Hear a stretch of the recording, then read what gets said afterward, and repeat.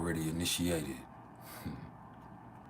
you should already know what this is. And for those of you that aren't, just chill. See, we're going to get down to the other stuff here in a second. But what I'm always trying to get everybody to understand is everything is vibration. So, before we do anything else,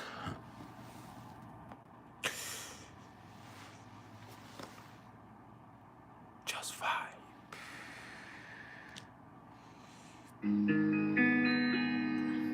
Love and happiness. Nezzy, what's up, baby? Yeah. Something that can make you do wrong, make you do right. Yeah. Let me welcome you to this Capricorn Sun, Libra Moon vibrational therapy. One more time. This is a Libra Love Moon and vibe. happiness. Yeah. Something that can make you do wrong, make you do right. Yeah. Straight like that. Love.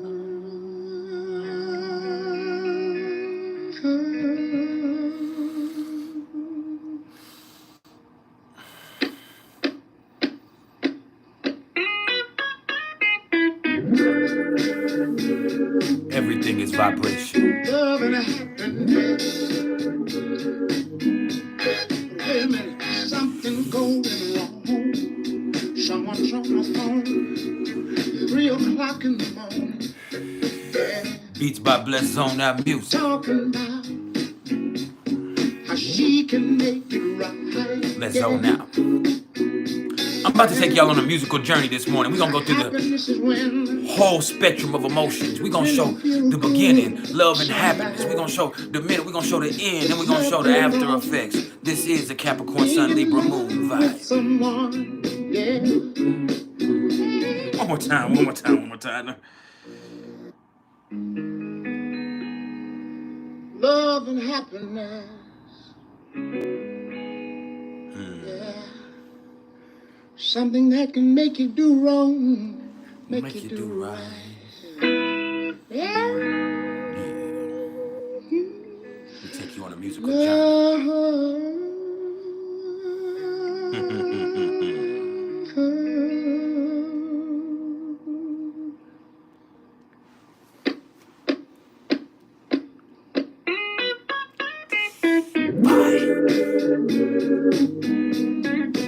Love and happiness. Welcome to this Capricorn Sun, Libra Moon vibe. Something's going wrong. Someone's on the phone. 3 o'clock in the morning. Yeah. Talking about how she can make it right. Yeah. Happiness is when you really feel good about somebody. There's nothing wrong being in love with someone. Yeah. Oh, baby, love and happiness. Love and happiness. Oh.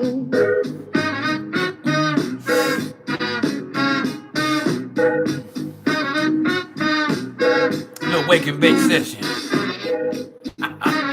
Happy holiday.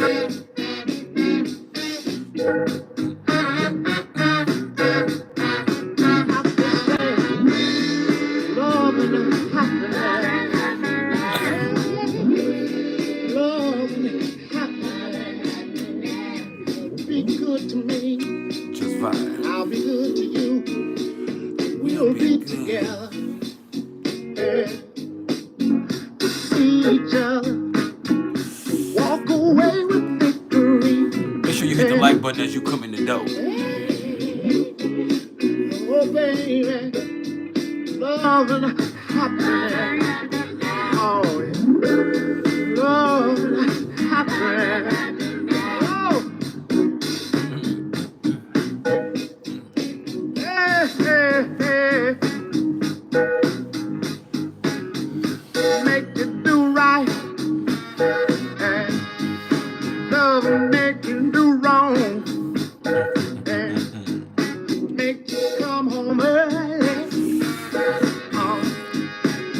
stay out all night long.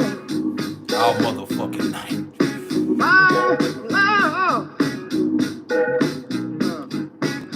Wait a minute. Let me tell you.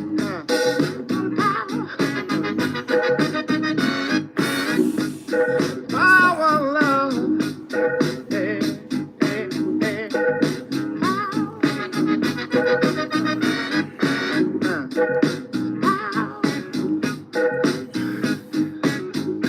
Make you do right.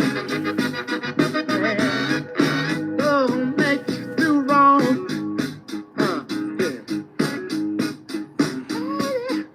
Said love will make you do right. He make you do wrong.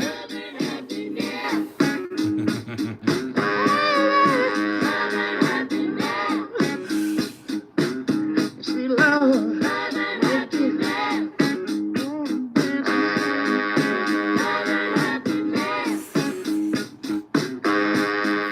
Make you wanna dance.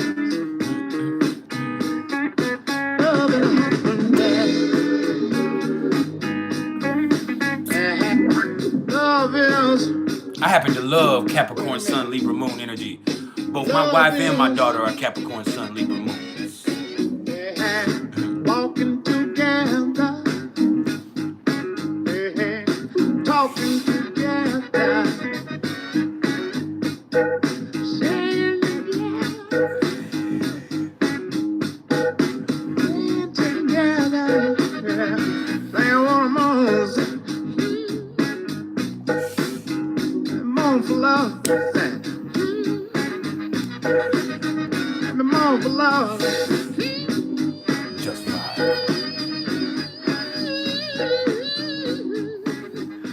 More for love. Talking.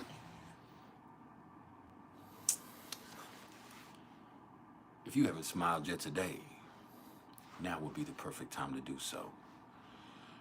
And if you can't find a smile for yourself, please allow me to be the smile on your face. Because at the end of the day, all I am is the smile on your face. All I am is the motherfucking vibe. And he said, love and happiness can make you do wrong and make you do right. But the thing is, there is a right and a wrong way to love somebody.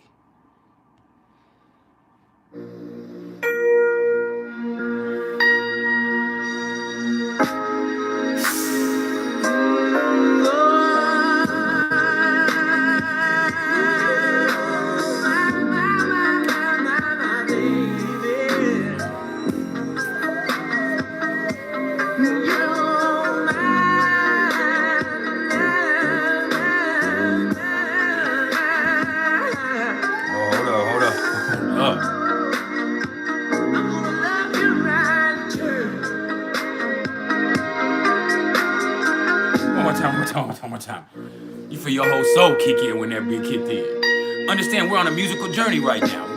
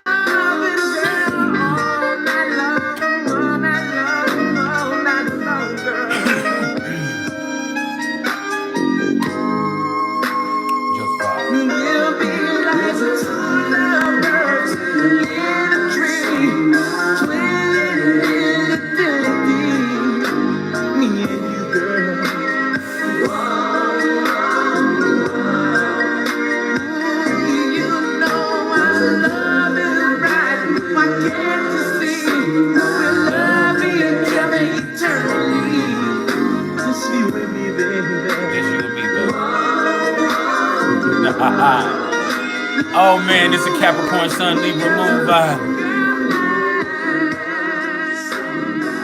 Now let me tell you. Let me keep it real. Love is always a gamble. You see, love can make you do wrong, it can make you do right. And there's a right and a wrong way to love somebody, but sometimes you love somebody the wrong way and you end up with a broken heart. So you have to ask yourself, how can you mend that?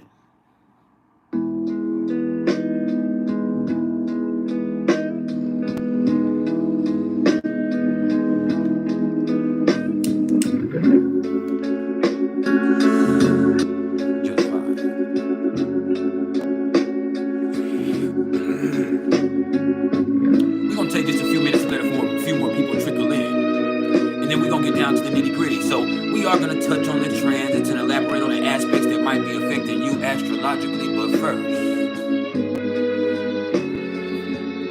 first we vibe.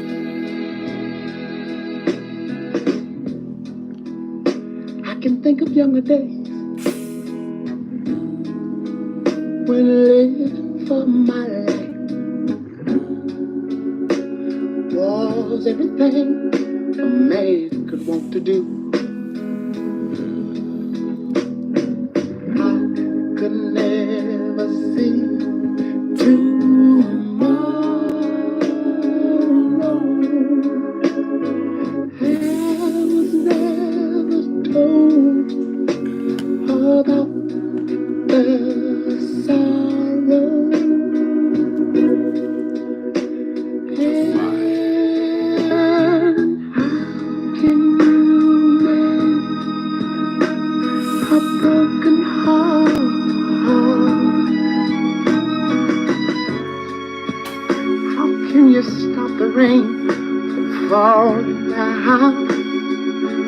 That's how great.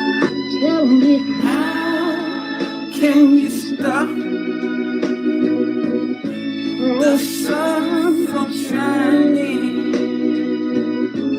What makes the world go round? Oh, it's Monday morning. How can you mend this broken man? We don't give a damn about sexuality. We all about spirituality. So those jokes, they have no merit here. Swipe up, bitch. Somebody help me. My broken heart and let me live again. La, la, la.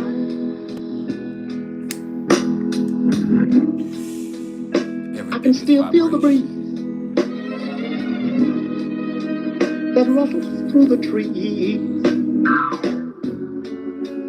and misty memories of days gone by. But we could never see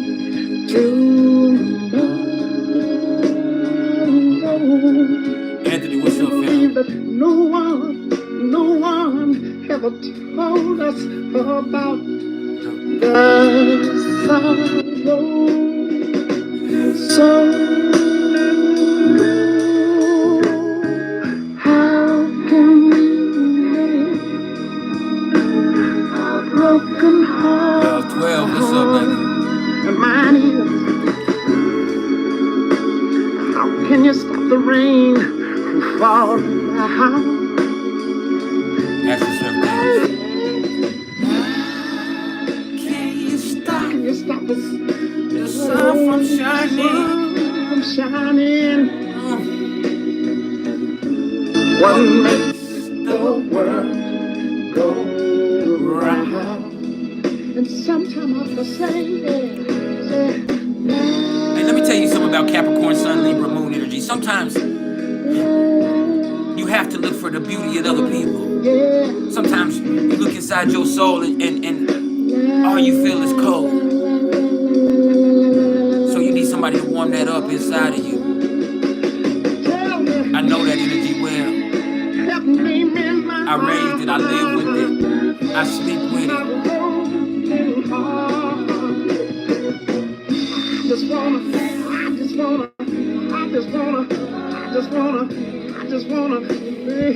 That's why you see people who have Capricorn Sun, Libra Moons, they cling to their partners, they cling to their relationship, because sometimes that's the only thing beautiful they feel in the world, the only thing beautiful in their life. They need that love to save them from killing their motherfucking self. See, that's something I know. I can lose ever win. Baby, help me mend my this old broken heart. I think I believe I feel like I got to, I feel like I wanna live again. How can you Eric Render said I have SpongeBob teeth, but I have Squidward's dick. Would you like to comment on that? How can you stop the rain? Fuck out of here, my friend. Although my clothes are wet, tell me, how can you mend my, please help me mend my broken heart. I think I believe I got a feeling that I want to live and live. La la la la la la. Man, that's a vibe. Hey, before I go any further, for those of you that aren't acquainted, this is priceless knowledge of self. We're the Vibe Tribe. There are thousands of us all over the world, so we're not thirsty for subscribers. We're not hungry for attention. No. We're going to raise this vibration with knowledge and information. So we're going to talk about astrology and numerology and all types of stuff that help you understand yourself and energy better, and thus raise that vibration. And it ain't going to be for everybody. So if it ain't for you, swipe up, bitch. Because as soon as you come in on this troll shit, or this hating shit, or this hoe shit, you're just going to separate yourself from this beautiful vibe that we have established. And upon doing so, either myself or one of my constituents, meaning my moderators or my apprentice, they're going to ban you immediately. I'm talking about exile you expeditiously. And it has nothing to do with hate. That's what you're doing. No, this is love. We have a vibration to maintain. And as soon as you get on that bullshit, you separate yourself from this. So you'll be able to observe. You just won't be able to participate. That's on you. You made that choice. You separated yourself from that. And it's all right. But understand, that's how it goes. So we're going to take just a few minutes to let a few more people come in. And then I'm going to get down to the nitty gritty. Now it's Monday, so really it is about the vibe. So I am going to touch on the transits and elaborate on the aspects that might be affecting you astrologically. I'm going to give us an energetic forecast. But then after that, who knows? Who knows? We're going to be here for about 2 or 3 hours. We've been here for 20 minutes so far. We are just getting started. All right. And as I was saying, I'm taking y'all on a musical journey. I'm putting you through the whole spectrum of a relationship. All right. We had love and happiness. That's what happens when you first get involved with something. That's what you're searching for, love and happiness. And then when you get involved, you understand that you have to realize there's a right and a wrong way to love somebody. But then if you do love somebody wrong, which a lot of us do in our youth, and that song is talking about youth, you end up with a broken heart, or you end up dealing with the brokenhearted. So you have to ask yourself, how can you mend that? And truth is, sometimes you can't. Now, as I said, the sun is in Capricorn, the moon is in Libra. Both my daughter and my wife have Capricorn suns and Libra moons, but so does this next artist right here, one of the greatest vocalists of all time, but also an incredibly complex person. You know, we watch the Temptations movie and we see this fanaticized version of David Ruffin, and they make it funny because he's like, ain't nobody come to see you, Otis. And you see this person who is who is caught up with their ego. But you also see one of the greatest vocalists of all time. You also see this man who struggled with his demons when it came to alcoholism and drug abuse. You had somebody who was raised up by a pimp, so all he knew was to have a hard hand. So in his personal relationships, he was quite abusive. But he also just wanted somebody to be with him through all of that bullshit, and nobody can, and they shouldn't have to. But you do understand it, you feel it. And so sometimes you don't want to go out and see the sunlight. Sometimes when you a man, you just wish it would rain, because the raindrops will hide your teardrops. You hear me?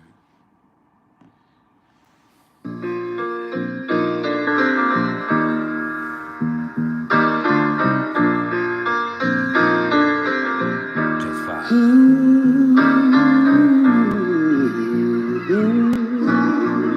This is a Capricorn Sun, Libra Moon. Sunshine, blue skies, please go away. A girl has found another and gone away.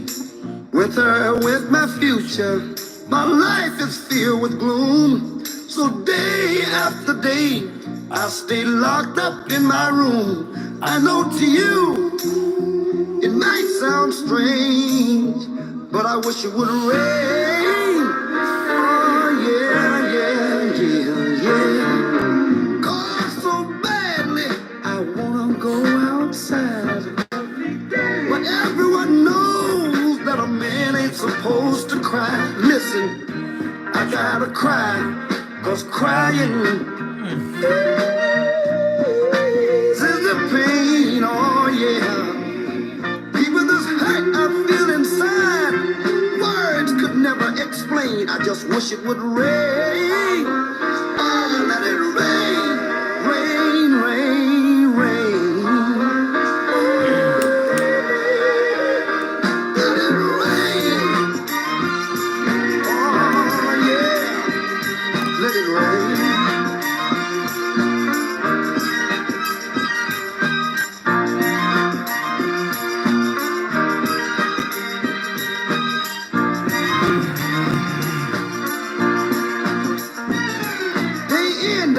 My tear-stained face pressed against the window pane. My eyes search the skies desperately for rain. Cause raindrops behind my teardrops, and no one will ever know that I'm crying, crying when I go outside. To the world outside my tears, I refuse to explain. Oh, I wish it would rain.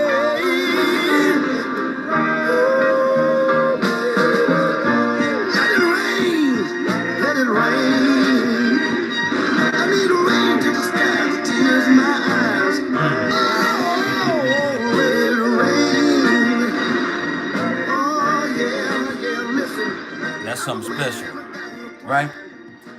But sometimes you just get mad because, as you just said, my love has found another and she's gone away. You understand? What? That's one of my favorite songs of all time. He says, sunshine, blue skies, please go away. My love has found another and she's gone away.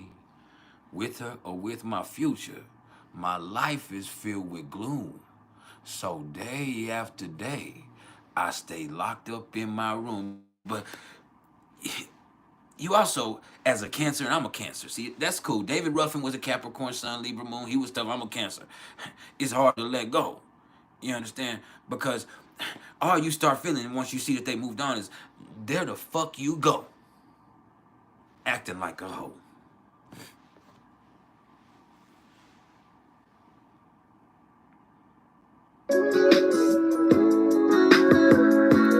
That's what you doing.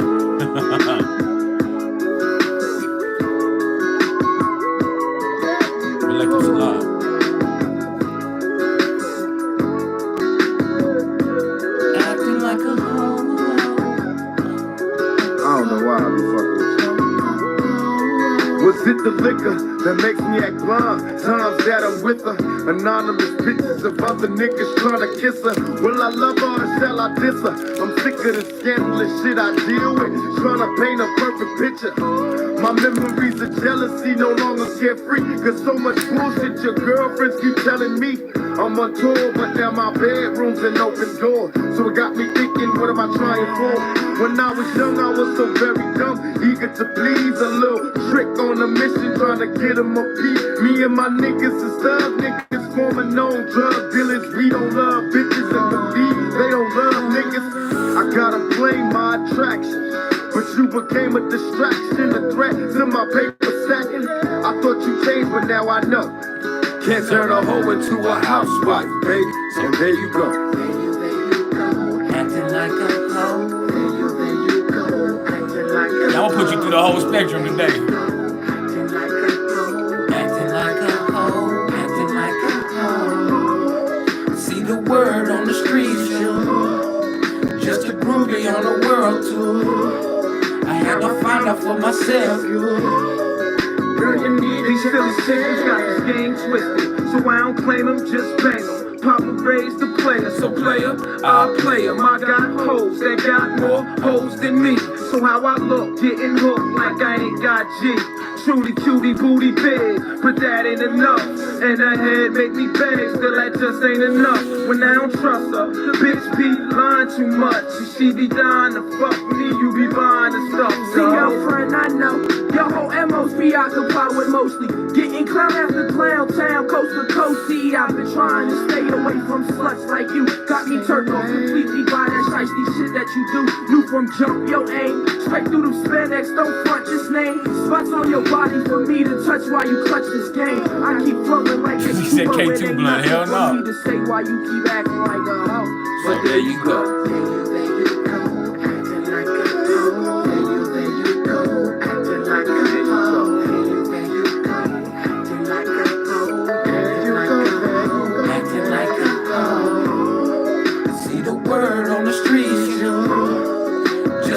On the world tour, I had to find out for myself.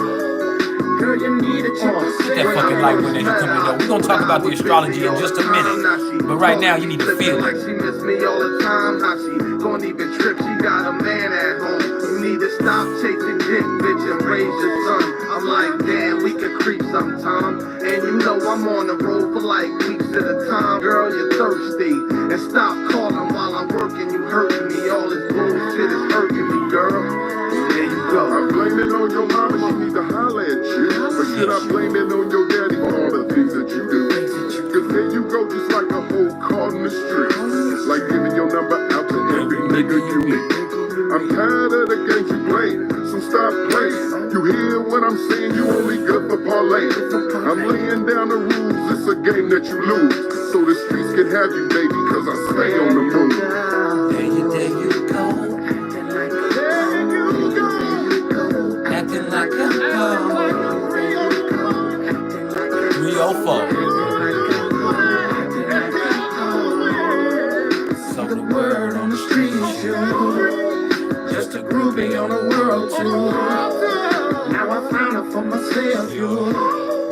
Girl, you need to check yourself. Hey. Yeah, you motherfucker.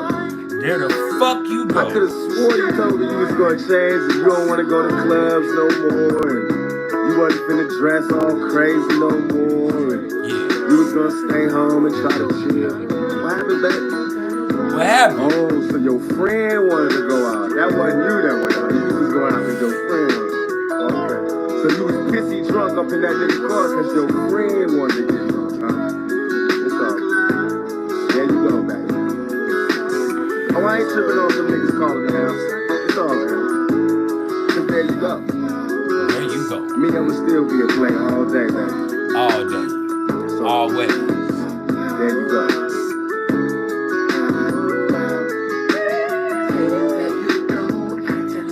Man, that nigga was a visionary, man. Acting like a hoe. Acting like a hoe. Acting like a hoe. Acting like a hoe. But let me also say, Capricorn is different. See, You got Cancer, right? Cancer. There you go, acting like a hoe. No, we ain't gonna do that. We ain't gonna just always do that. See, Capricorn has another feeling, and we in Capricorn season. You know how Capricorn feels once you start fucking with a Capricorn's feelings. They start to hate you. Shit, this your boy Zero. Fucking with Mike Dean. This the last vibe. I think we're gonna get into it. www.deanslist.net. Capricorn starts to hate your funky ass. I hate your stinking guts. You are scum between my toes. Yeah.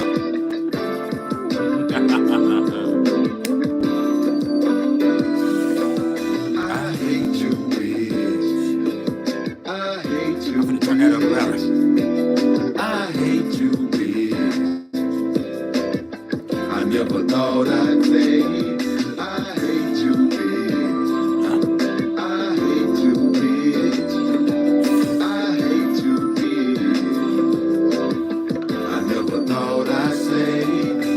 Too many years I done paid the price. Why you gotta put all this drama in my life? Day after day I'm on the grind for you. Living lavish, straight view and carrots, what I'm trying to do.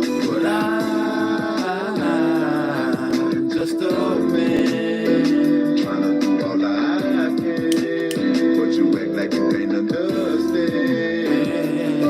Well, I done sacrificed and I done swallowed my pride. On the wrong road, trying to follow my pride. I was dead No Nelly for a here. while, so I've got no seat. But the kids are my AT-ART. I've been dealing with a lot, so I've been losing my mind. Straight up acting before I think that it's using my mind. My freedom is on the line and my family's gone. You picked a fine time to leave me, now this house ain't a home. I had no problems being faithful. I love you so much, I hate you. Because you left me when I needed you the most. So Now a bitch is how I rate you. my female friends making you wonder. Guilt got you feeling suspicious from when you was creeping on me on the under. But even still I held my head. 5 kids and I fed them all with butter, bread, and spread. Them was my motherfuckers, treated them like sisters and brothers. What's up, I feel out of place. Fucking with they funk ass mother, I apologize. I Trying wish to I could turn back the hands of time. Wishing we could build a fight just one more time. But Miss Rhonda wanna put them laws in my life.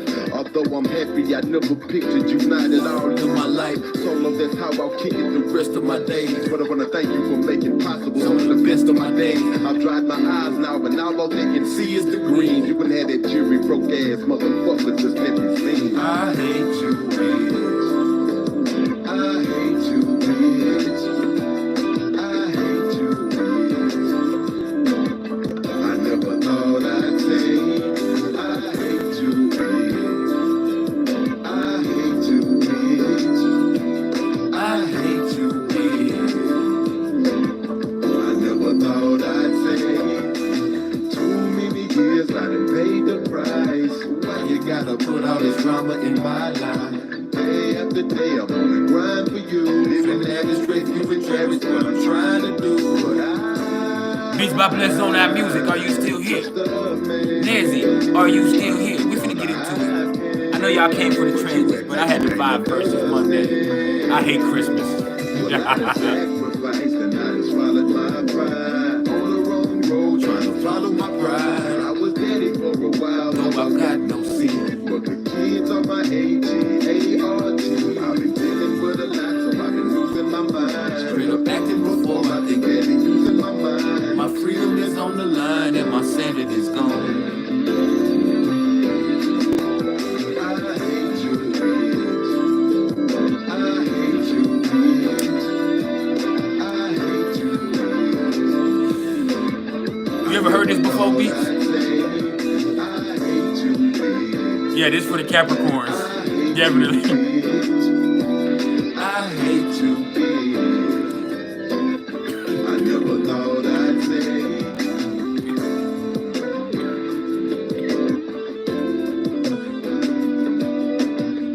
Yeah, this is definitely for the Capricorns. Hateful ass motherfuckers. Hateful sons of bitches. For real. Now, are y'all ready to get into what's going on cosmically?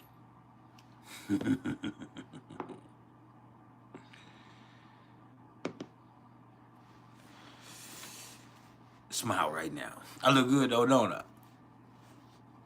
This motherfucker getting a little snug. That's why I can't even fight back when they say tubby or call him, man. It's a little snug. Yeah, fair. I ain't just quite fat yet, but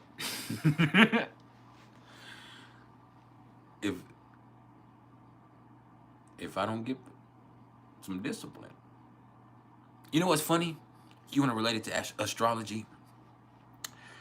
I have Saturn. It's past my moon. It's now coming into that conjunction with my Jupiter in my 6th house. And so I've always been the type of person I could eat anything. I never gain. Well, I gain weight, but I lose weight really fast. It's almost an issue, but I've had plenty of laboratories done, so I know that everything's good as far as my labs and all that. So it's not my thyroid or anything like that. But I just have one of those metabolisms. If I eat consistently a lot and stay on it, I'll gain weight. But if I don't eat, I lose it very fast. And so I've always been the type of person that's just stayed really fit, and it wasn't very hard for me to do. I did some push-ups and I did this, but I don't have to do a lot in order for me to stay fit before this. But that birthday came, time kicked in. I got the hernia or whatever, and it's like it changed like that. But I also, when I look at it with the astrology, it correlates with Jupiter coming into a conjunction with my Saturn. Saturn, part of me, coming into a conjunction with Jupiter in my 6th house. And so, it really comes back to, yeah, you can have great health if you can have great habits.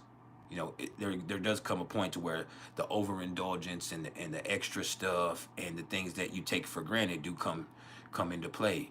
And it is Pisces, so indulgence and the things that you do for comfort sometimes are not always the healthiest things. So what you have to do is find healthy things that are comfortable to you. And so it's just something that's really helped, bro.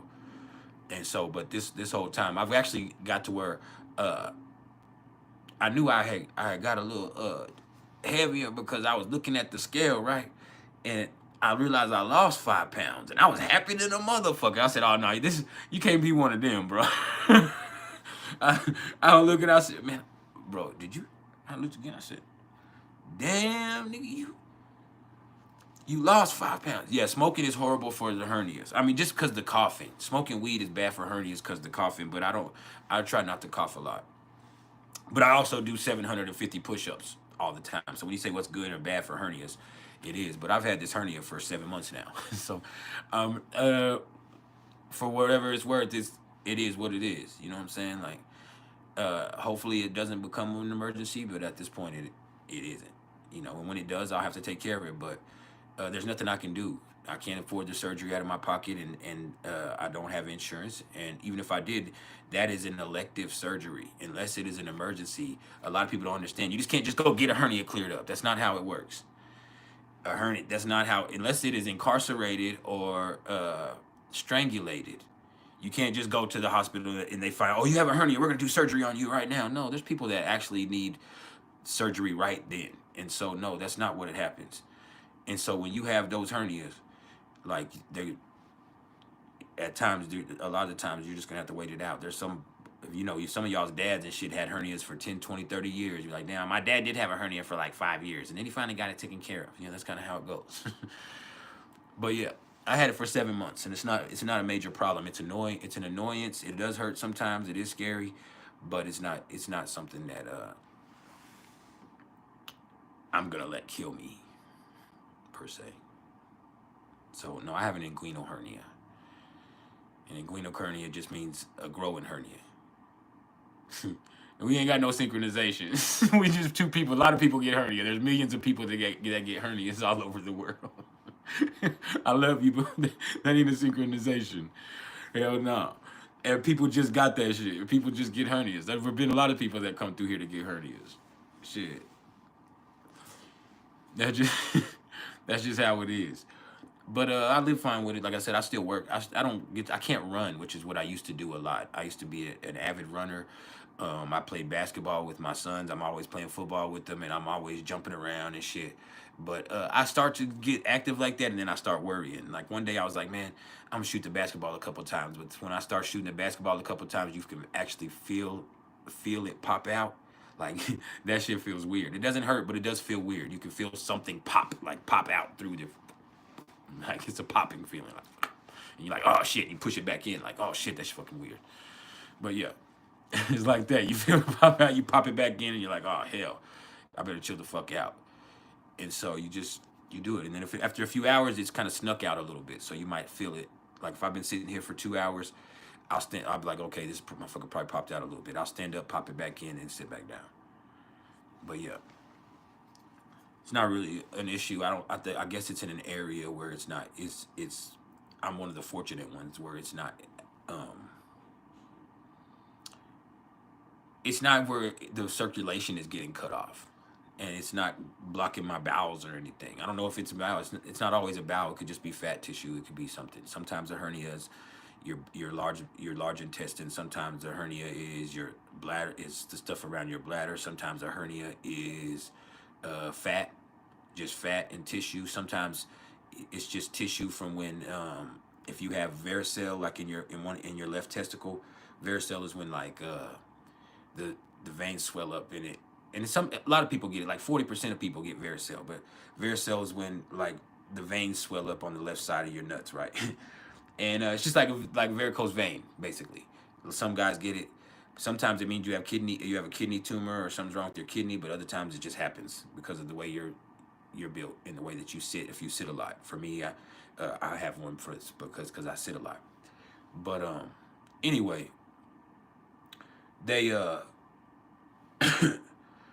when it hangs down like that, that means the veins get more engorged and they're bigger, and it causes a little bit of hang, so it creates a small opening for that tissue to squeeze through there, and over time, it just that opening, that inguinal cavity right there, opens up a little bit, and it allows for fat or small intestine, depending on what it is, or something, or large intestine to kind of poke through there a little bit, and so for some people it gets stuck, and that's why it's called strangulated or incarcerated. And so if they get stuck, you have to go to the hospital because you can get ischemic bowels. That means you can get to where it's like shut down and dead. One piece of your bowels is dead, or when your bowels are blocked, or when you just are freaking have an infection in there and it's infarcted, and you're gonna either die or have to get some of your shit taken out. And so you have to be very careful. And a lot of times they're able to save it because the hernia will start hurting, of course, but your small bowels don't have nerve. Your bowels inside of you don't have nerve endings. It does. You can feel them sometimes, but you don't really have a lot of nerve endings in there. It's not something that you can feel. Imagine if you could feel everything moving through your guts. That's why irritable bowels is something for people, because they have those sensitive bowels that they can feel everything moving through there. And so for most people, you can't feel everything moving through there, thankfully. And so that is helpful to them. But for a lot of people, it's like that. But it's it's a small chance that it can get messed up, but it can, and it hasn't. So I'm blessed. So yeah, that's how it is. Yeah, it's scary, but it hasn't. Mine just pops back in, and I haven't done anything to make it pop out too far. And it's been 7 months, and I'll do 750 push-ups. I do it every other day. I do 750 push-ups every other day, and it doesn't pop out too far. And yeah, but it does pop out though. But yeah, it's scary, but that's a part of it. That's a part of life right now.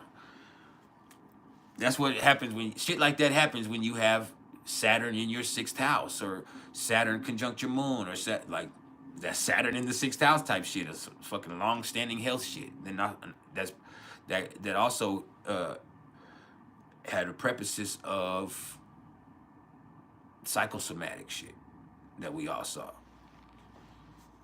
and having to get your habits in place. You know what I'm saying? Realizing, damn, if I keep eating like that, I am gonna get real fat. Then a motherfucker. If you keep doing this, you are gonna so you just start have to pay attention to your health. It's like a call to health. And then I'm also in a 4-year in numerology, and when you're in a 4-year in numerology, it is like, hey, get your health together, get your shit together, get your life together. You know what I mean? Like, let's stabilize things and get things taken care of, and let's get disciplined and get organized and grow the fuck up. So the 4 year is one of those years for maturity when you're dealing with numerology, because it's like telling you, hey, you need to go to the doctor, you need to get your health right, you need to get this right, you need to get your habits in place, you need to just get yourself on something that's more of a productive plan or a productive course of action. And so it's just part of the journey, man. It's all part of the process. I was worried about it, but this is what it is. I'm gonna be okay. I am okay. I still function just fine. But I do have to, like I said, I have just this year, I've realized so much stuff that I'm gonna have to start paying attention to what I'm doing as far as my health, as far as my habits, as far as my stress management, as far as what I allow myself to be privy to with social media. Like, I just have to really get healthier practices in place, you know. My teeth are messed up from the teeth being broken and from all the years of fucking doing drugs. And so if I want to keep the ones that I do have, you don't want it to be worse. And like this tooth that was broken, the one that's broken, it got hit by a ring and it didn't break all the way off. But the plan was always to get a piece put back on there, but it never got it never got done. And so now the nerve is exposed in there and it hurts. But in order to save it so I'm not missing my whole tooth until I can get some pop-in veneers or get some veneers, which I'm waiting to get here soon.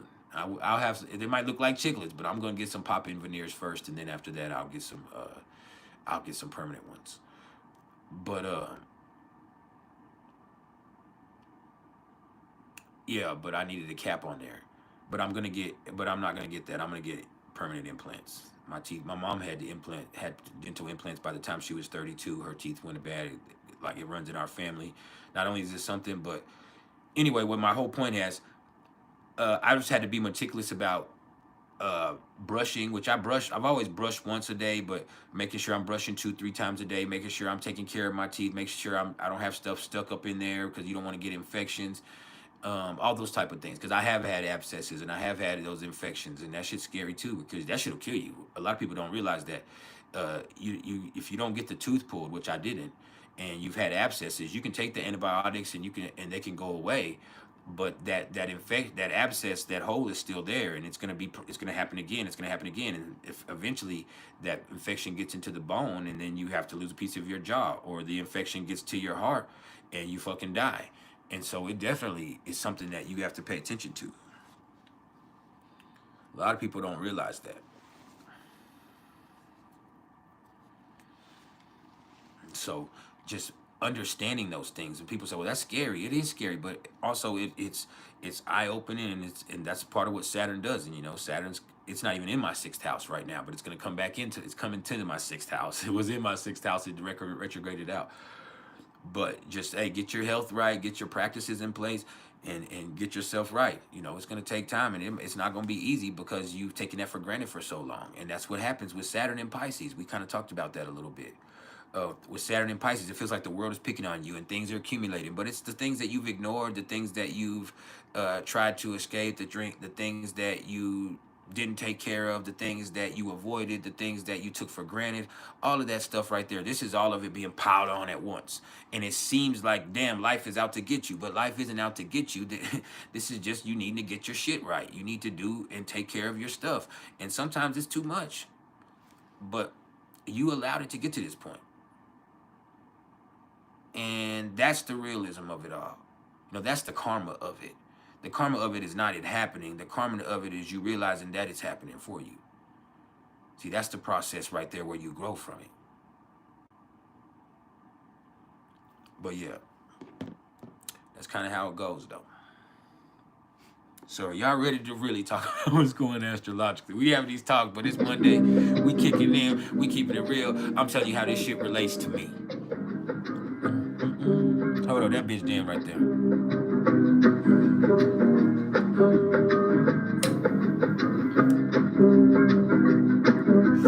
I made this. Shout out to me, but I did this one.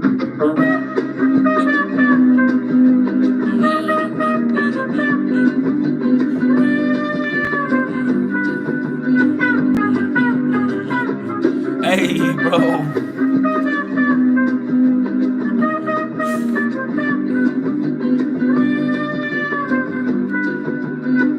going that hard in this bitch today, you feel me?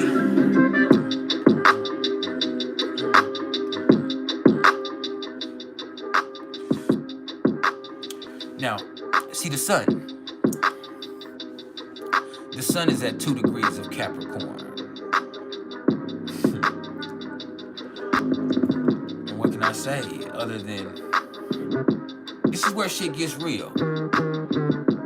This is where you are reminded of your responsibilities. This is where it's cold out here.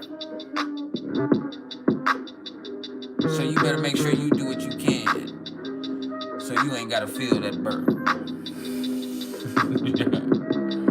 This is where you need to get yourself right, get your shit right. This is Capricorn. This is where you gotta grow the fuck up, get disciplined. Yeah. You heard me. Welcome to Capricorn season. This is the grind. This is where you ensure that you see results by putting the motherfucking work in.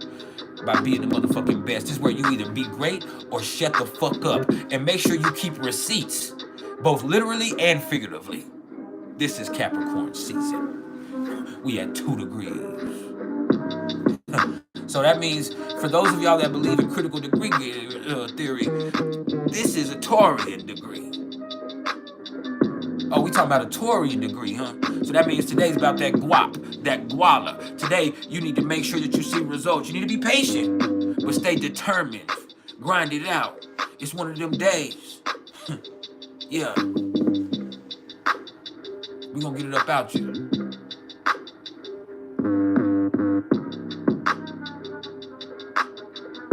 Yeah. Welcome to Capricorn season, bitch. Ain't nobody here to hold your motherfucking hand. You hear me?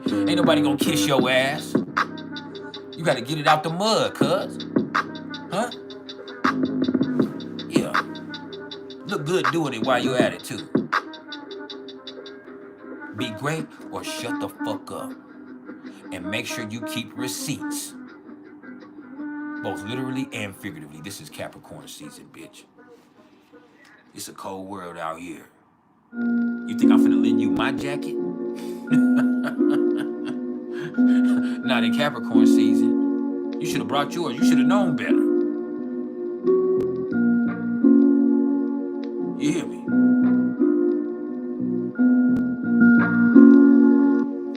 Yeah. Just vibe.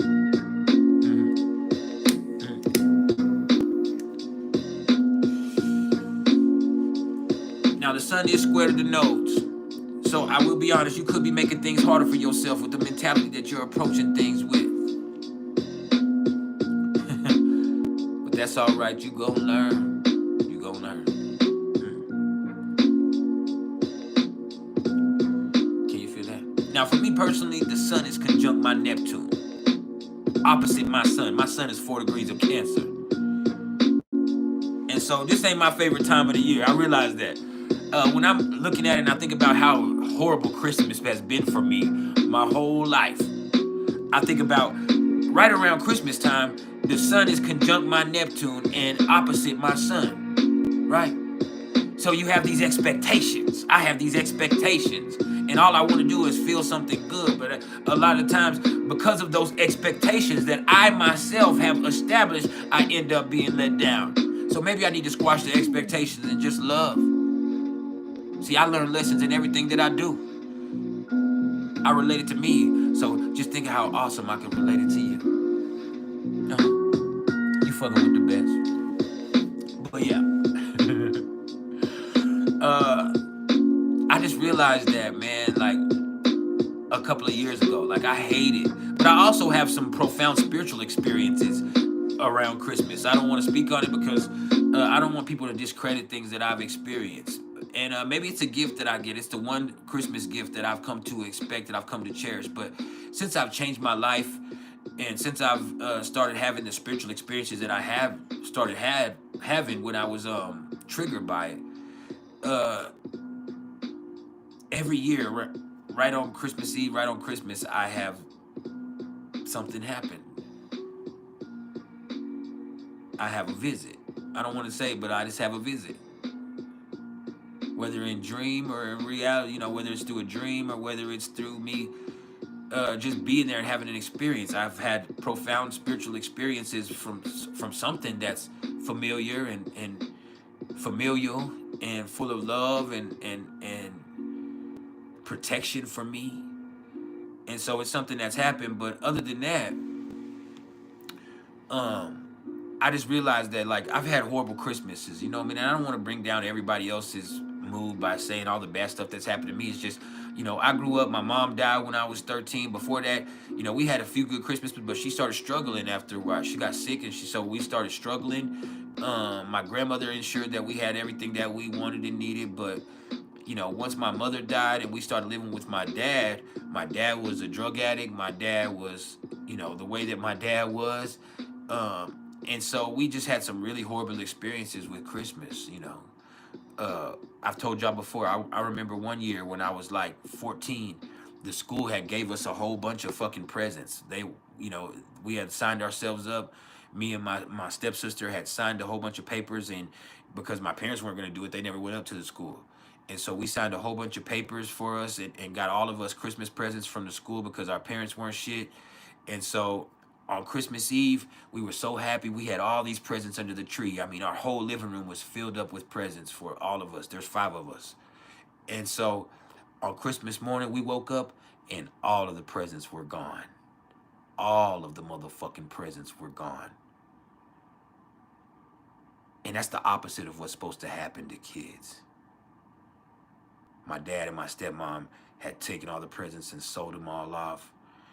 And they had punched a little hole in the window and said, well, somebody must have broke in. But our house is the only house that got broke into. The only house that people know is drug addicts on this block. And everybody else.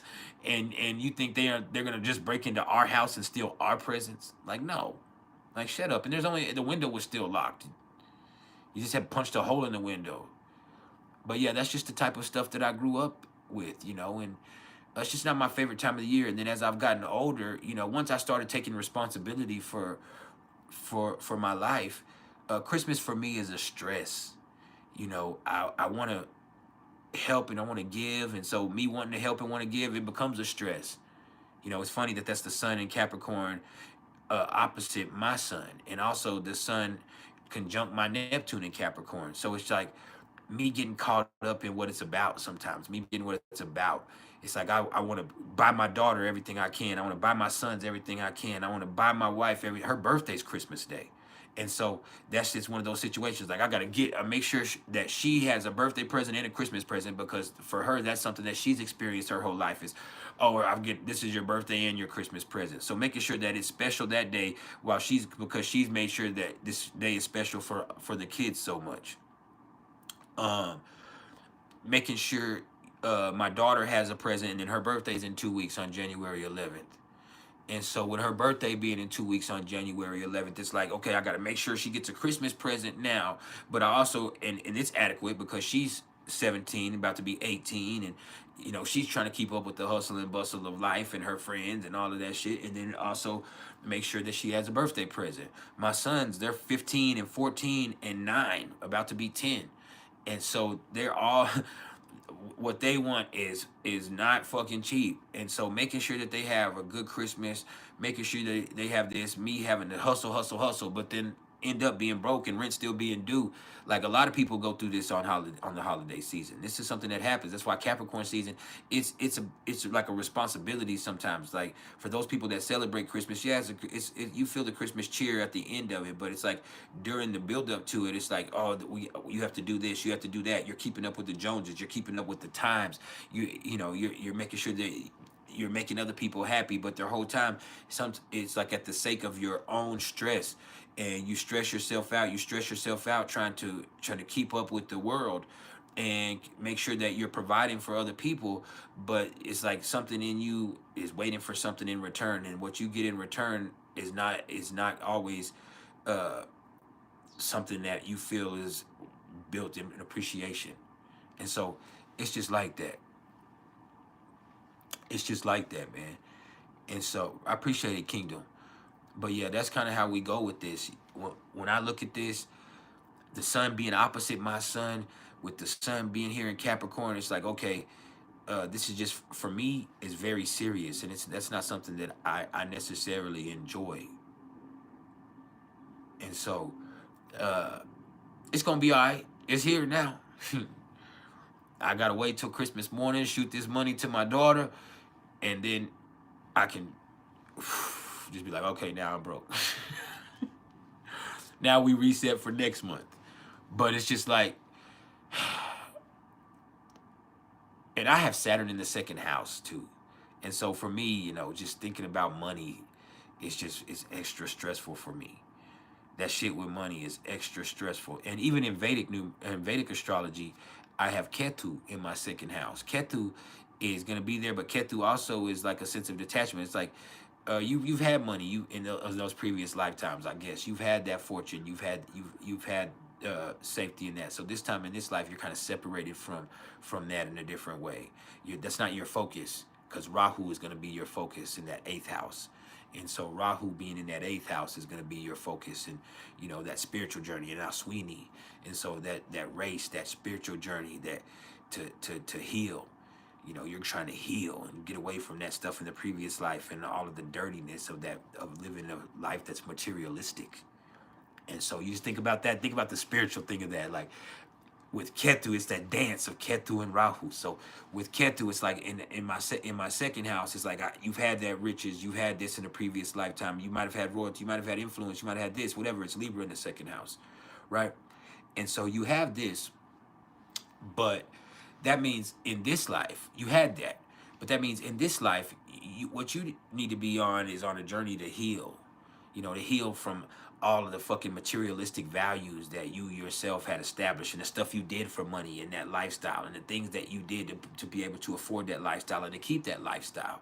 And it's interesting that I have a karmic debt 19 in numerology, because that more or less just speaks of, hey, okay, you've done a lot of things to have power and influence, and they've hurt a lot of people. And so in order to be in this life and to have a healthy and happy life, you have to take all of that power and influence that you still have and help people. And it's going to be in a different way. And so I really definitely understand all of that. But yeah, there's me relating it to y'all. Sorry, but I go into these tangents. When I really start relating and I start connecting the dots, I can go all the way in on everything. And that's just because I'm one of the people that's fortunate enough to see the interconnectedness of things. You know, that is my gift, is understanding what it all means together. And like, okay, this makes sense. This makes sense for us right here. The only way, he said, what's up, nigga? I'm Chinese. Hey, y'all trolls be crazy, cuz. But yeah, it's Capricorn season. This is some gangster shit. Your vibe. Yo, Eli.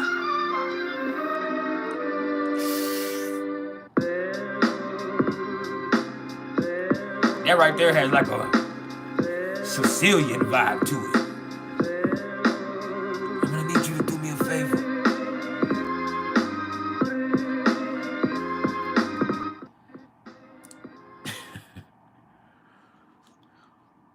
I didn't make this beat, but I can. For me, when I listen to beats and when I made it, when I was making them and producing them, which I don't anymore,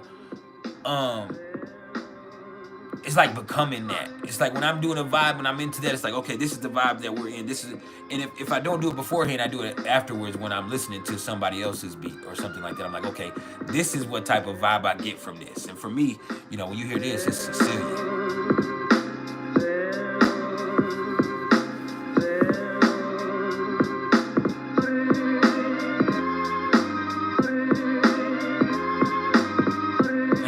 Ain't it?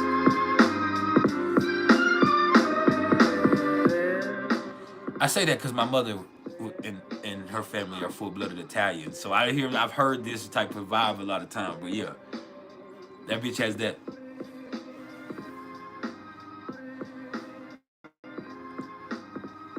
I'm gonna ask you to do me a favor. Now, let's talk about the moon. And so as we speak, the moon is at 10 degrees of Libra. Now, the moon in Libra is one of the more interesting moon placements, because It's a lot more complex than it seems. When you hear Libra, you think, oh, well, that's good and pretty and beautiful, and it's light and all of that shit. No, listen. The moon in Libra is not really emotional. There's feelings there, but this is air. The moon in Libra is more or less like you're waiting for something or somebody to make you feel some type of way. So you feel something. That's why being around other people and being involved with another person gives you something to springboard off of. It gives you something to feel. And so that's kind of how it is, because with yourself, you don't really know how you feel. You're kind of objective with your own emotions. And so the best thing you can do in a Libra moon is actually get somewhere by yourself in an environment or a setting that you find aesthetically pleasing and sort out your emotions. So get somewhere that's beautiful to you, or at least get somewhere that's not detesting to you. And give yourself the space that you can sort out and figure out objectively how you feel about a situation without it having to be something that's invoked or evoked by another individual or by a situation. All right. But you have feelings, you're just kind of objective to them. You're thinking more than you're feeling, and to be honest, it's not very emotional. The responses that you have are reactionary. This is Libra. And the moon is sextile to Mercury and trine to Jupiter. And so, and Mercury and Jupiter are opposite to each other again. But when you see the moon with this sextile to Mercury over the next 5 hours or so, what that ultimately does is just kind of make people pleasant. Like, it gives you a positive outlook. Like, you're not really tripping. And so if somebody is being facetious, or they got that Mercury and Sagittarius shit going on, which you have to deal with. If you've ever dealt with people with Mercury and Sagittarius, then you can deal with Mercury in Sagittarius as a transit. It's when people are just more blunt than usual, and people are kind of, it seems like they got an attitude. But with Libra, you're not really taking it personally. With the moon in Libra, that beautiful sextile is, it's not a big deal to you. Like, people having an attitude, like, you're not gonna just trip the fuck out on somebody. You get what I'm saying? Like, you never gonna trip the fuck out on somebody. It's just like, all right, you see it for what it is. And you're not taking it as personal as you might. And so that's helpful. That can be helpful in a lot of situations. And then also, with the moon sextile to Mercury right here, you're objective, and so that helps you see the big picture. When you're objective, you see the big picture better. So there's the beautiful energy that synthesizes between that sextile. And so you being objective and you not being emotional about things allows you to look at things from the big picture perspective and see the implications of all of it. And that helps you understand situations better. So I really hope that that's helpful to a lot of people. Then with the moon trine to Jupiter, it's more sociable. And Jupiter is retrograde, but it's Gemini, so this is very sociable energy. This is going to develop over the rest of the day. It's going to be with this throughout the day. So there's going to just be a lot of conversations, and it's a really chill vibe. It's sociable. It's Mercury trying to Jupiter, but it's Libra and Gemini. It's sociable. It's helpful with game, but I ain't going to lie and tell you it's the most honest energy. It isn't. There going to be some motherfucking lying. Guaranteed. Guaranteed. People gonna be lying. And that's what they do. But it's gonna be some motherfucking lying going on. I'll tell you that.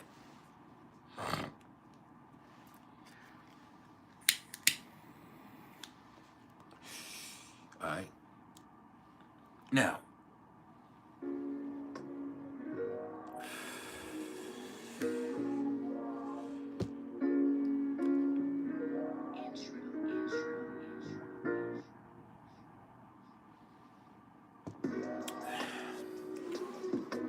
hey, I told you I know this energy very well. I deal with Libra moons. Like I said, I've said it a couple times, and it seems like I'm almost bragging about it, which I don't know if it's a flex. But both my lady and my daughter, my 17, about to be 18-year-old daughter, are Capricorn sun, Libra moons. And so I know the energy very well. And so when we're with the Libra moon shit, it's like, they're good until they get around other people. Sometimes. Because that's when other people make them feel some type of way and they respond to that. You dig? Like they respond to that. A lot of times they're chill because they can get by themselves and they can figure out how they feel. And they're not really emotional. They're not really tripping. They're objective. They're all right. But when they get around other people, it's the other people in those situations that make them feel some type of way. So that means you need to get into an environment or around something that makes you feel good. And that's what helps with Libra energy.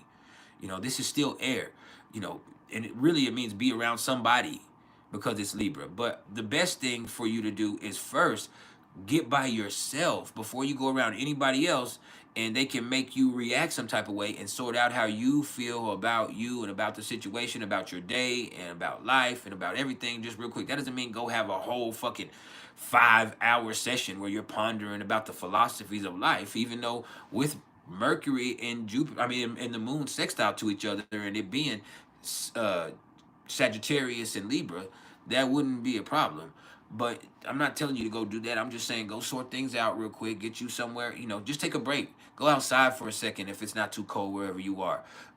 Go into the most peaceful or most chill room of wherever place you're at right now if you can, and just give yourself a few minutes to sort things out. That will be incredibly helpful throughout the rest of your day.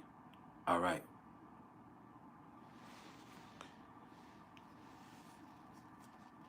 And so just understand they be good. And this energy is good, but you can't get around other people and you didn't know that you had something going on inside of yourself and then they trigger it out of you. This is what happens sometimes with Libra moons. It's like, oh, now you react to somebody else and all of a sudden you realize I've been mad this whole motherfucking time when you haven't been mad this whole time. This motherfucker just triggered your ass. And so, but you kind of look for that. And so with the Libra moon, just make sure that you give yourself the space to know what's going on with you before you go into a situation where you're reacting to another person in a way that you didn't expect. So yeah, I hope we're with that.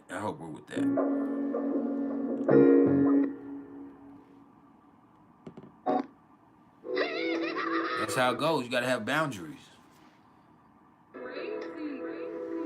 Shout out to Beats by Bliss on that music. Ooh.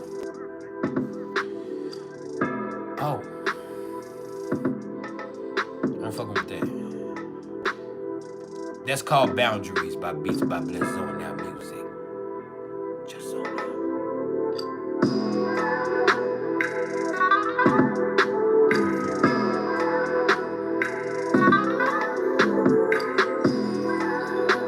Yeah, vibe, baby.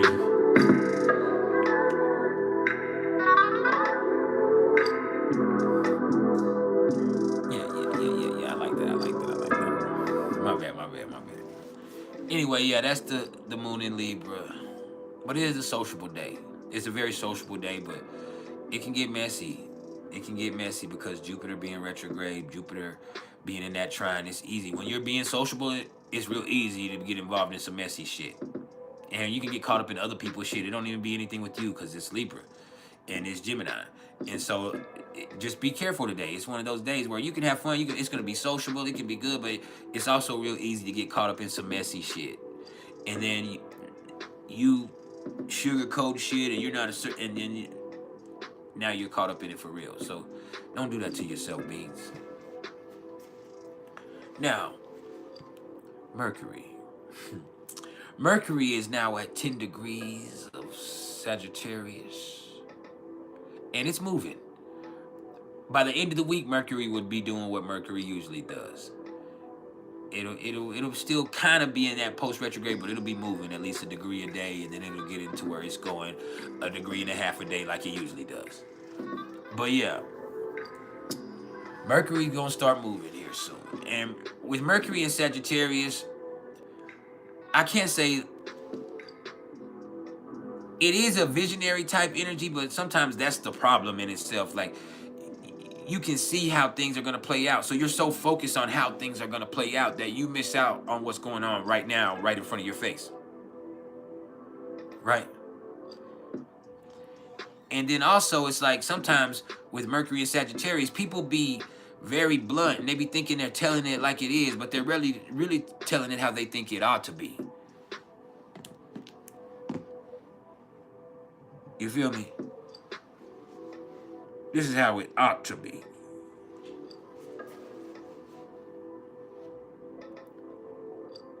they only see what they want to see. People, you are only seeing what you want to see in certain situations. You're only listening if you feel like it's relevant to what you're trying to accomplish.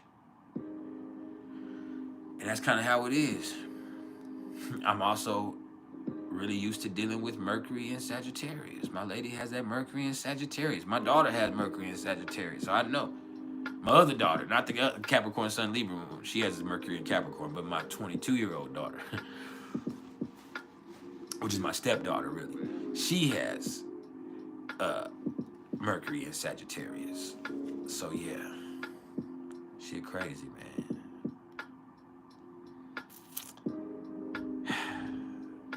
But Mercury's opposite to Jupiter and square to Saturn. So here's the thing with this right here. You know, with Mercury being opposite to Jupiter, and then once again, they're in that mutual reception in the aspect that not only are they opposite to each other, but also Mercury is in Sagittarius, Jupiter is in Gemini, right? And then also, when you want to look at it, you look at this detrimental dance that they have going on that we've spoken on before. Mercury is in detriment in Sagittarius, and Jupiter is in detriment in Gemini. And Jupiter rules Sagittarius, and Mercury rules Gemini. You see how that goes? So this right here is something that hits off right here. And this is like disorganization. It is very interesting that you can learn so much from these situations, but I do think right here it's going to be hard to stay organized. It's like it's all over the place. You can learn so much from this, but it's all over the place. And so you're going to have to find some type of way to make it applicable. And then once it's applicable, it's going to be really hard to make it effective.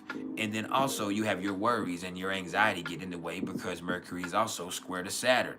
And so with that right there, at a core level, you don't think well enough about the situation for it to be helpful. And you could or you should, but you're just thinking too fucking much. So that Mercury square to Saturn, opposite to Jupiter, kind of makes people think too much right now. You're thinking too fucking much. As they say when you're trying to do martial arts, too many mind. You got too many thoughts going through there for you to focus on one long enough for you to make that something that can actually be manifestive. So that's kind of what it is. People's minds are all over the place right now. And we don't blame you. Mine is too. But that's what's happening with this. It's like you'll be good for a second. You start to see and then you'll take it too far. Or you'll let that stress kick in and you'll say, no, we can't do that. No, that can't work out. No, this. And so it's just right here, your thoughts are battling against themselves. And it's making it hard to be positive because Jupiter and Saturn are square to each other also. And so that thing that's going on with all of them, is sometimes it feels like you have so much going on and it's for nothing. It's for fucking nothing. And so you also feel like people are talking. There's a whole bunch of fucking talking going on, but how is this going to be helpful? There's information being relayed, but that in itself is scary. I didn't want to do it to you, but it's a lot of bullshit out of here.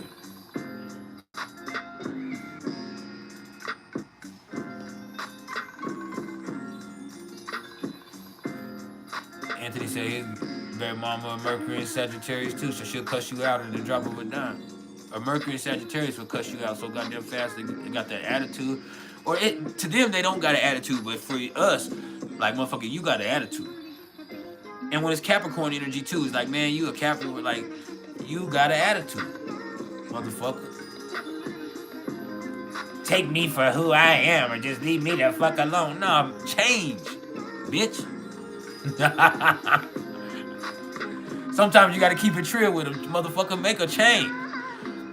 I'm just like, I'm not being rude. This is just you just too fucking, or this is how I am. I'm just being real. Hey, look.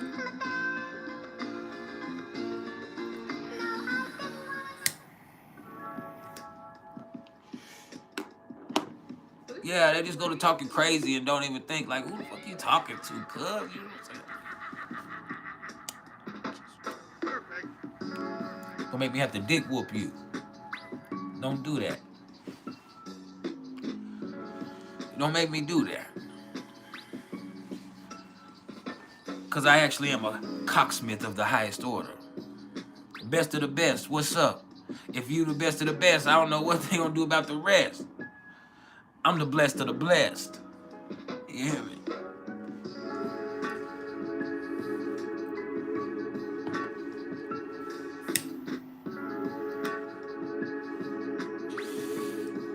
Yeah, I be on that game, you understand? I'm quick on my toes.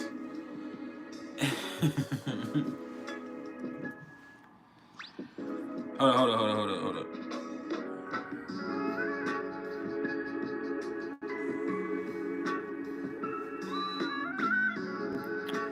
Anyway,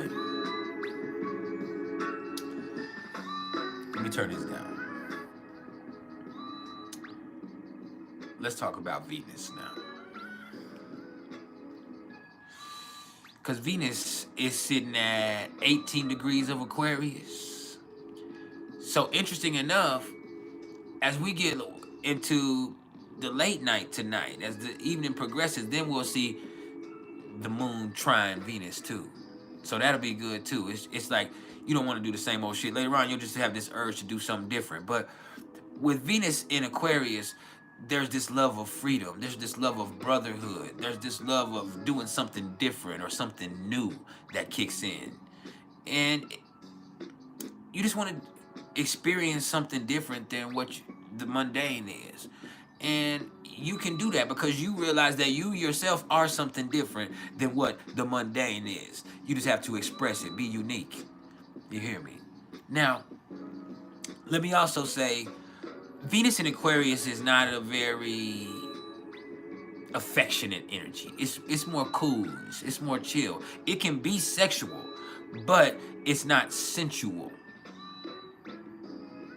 You understand? This right here is it's a love of freedom. I love that you're free to do whatever you want to do, but you choose to be here with me right now. That's an appreciation that we have to learn ourselves to really celebrate.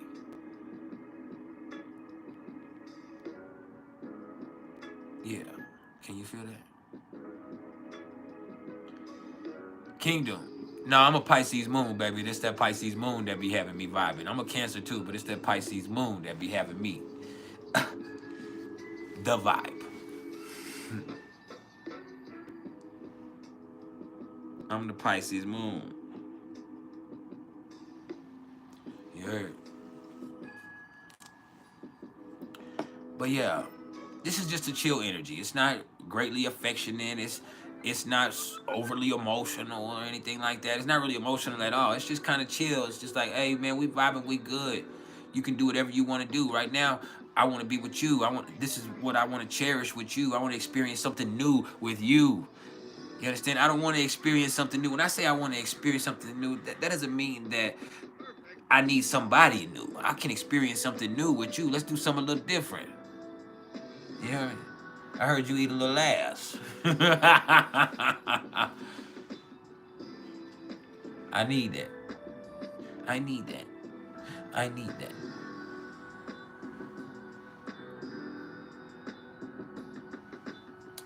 I need that immediately, like for real though.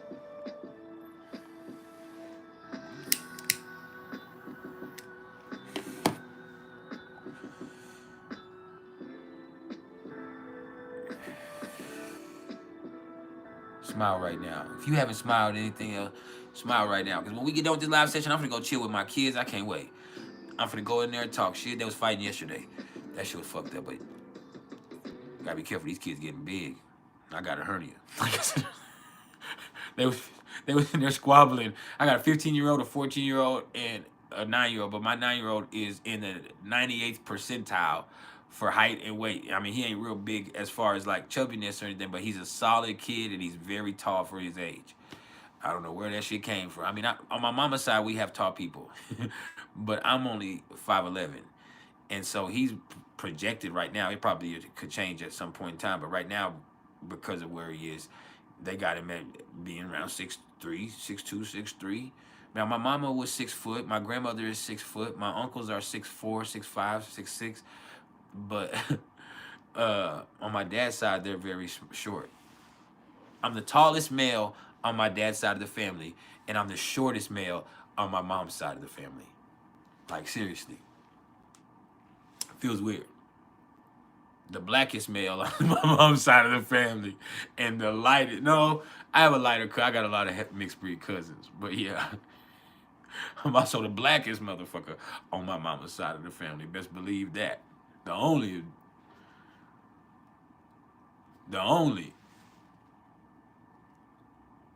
Jan Lynn Nia say there's no such thing as not being black enough or white enough. We don't give a fuck about that racial shit or that colorism bullshit. You're just exposing your own ignorance by even speaking that. So please don't disrespect yourself any further. All right, the time that you took to type that, you could have been taking that time to initiate change in your life. All it takes is a thought. See, that's what you have to understand. With Pluto and Aquarius, it only takes a thought. Boom, you start thinking differently, your life can be different. The way that you conduct yourself can be different. So the time that you took to type that, you could have made a change. You could have been helping somebody. But instead, you wanted to try to take me down a few pegs. You say, you're not black enough. Shut the fuck up. You're not smart enough. You understand? I've never tried to be black enough. I'm half black. That means I'm also half Caucasian, and I would never disrespect either one of those. I am biracial, and some people, they can have a misperception about all that racial shit, but I actually have an objective perspective because I've seen it from both sides.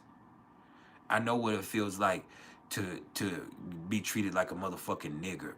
I know what it feels like for somebody to look at you like you the scum of the earth. I know what it looks like to go into a family function and they look at you like you're an outcast because you don't belong there, and they really ain't really too happy that your mama did what she did. I know what it feels like for your grandmother to treat you like a fucking charity case. I love her to death, but also to understand that, man, she spoiled you and did all this stuff that she did for you that she didn't do for her other grandkids because of that guilt that she has because of the way that she was raised. And so you definitely see that. You have to make them see that that's not right and that you understand it. I know what it feels like to go to a family function on your black side, and every time you say something intelligent, they say you acting white. I know what it feels like to where a motherfucker think you gotta be soft because you light skinned, but you'll really slap the fuck out of them. I know what it feels like when all of a sudden everybody has something to say about this, and you are so caught up in this pop culture bullshit that you felt like that was something that was okay to say, but it was really foolish and ignorant. Do you understand?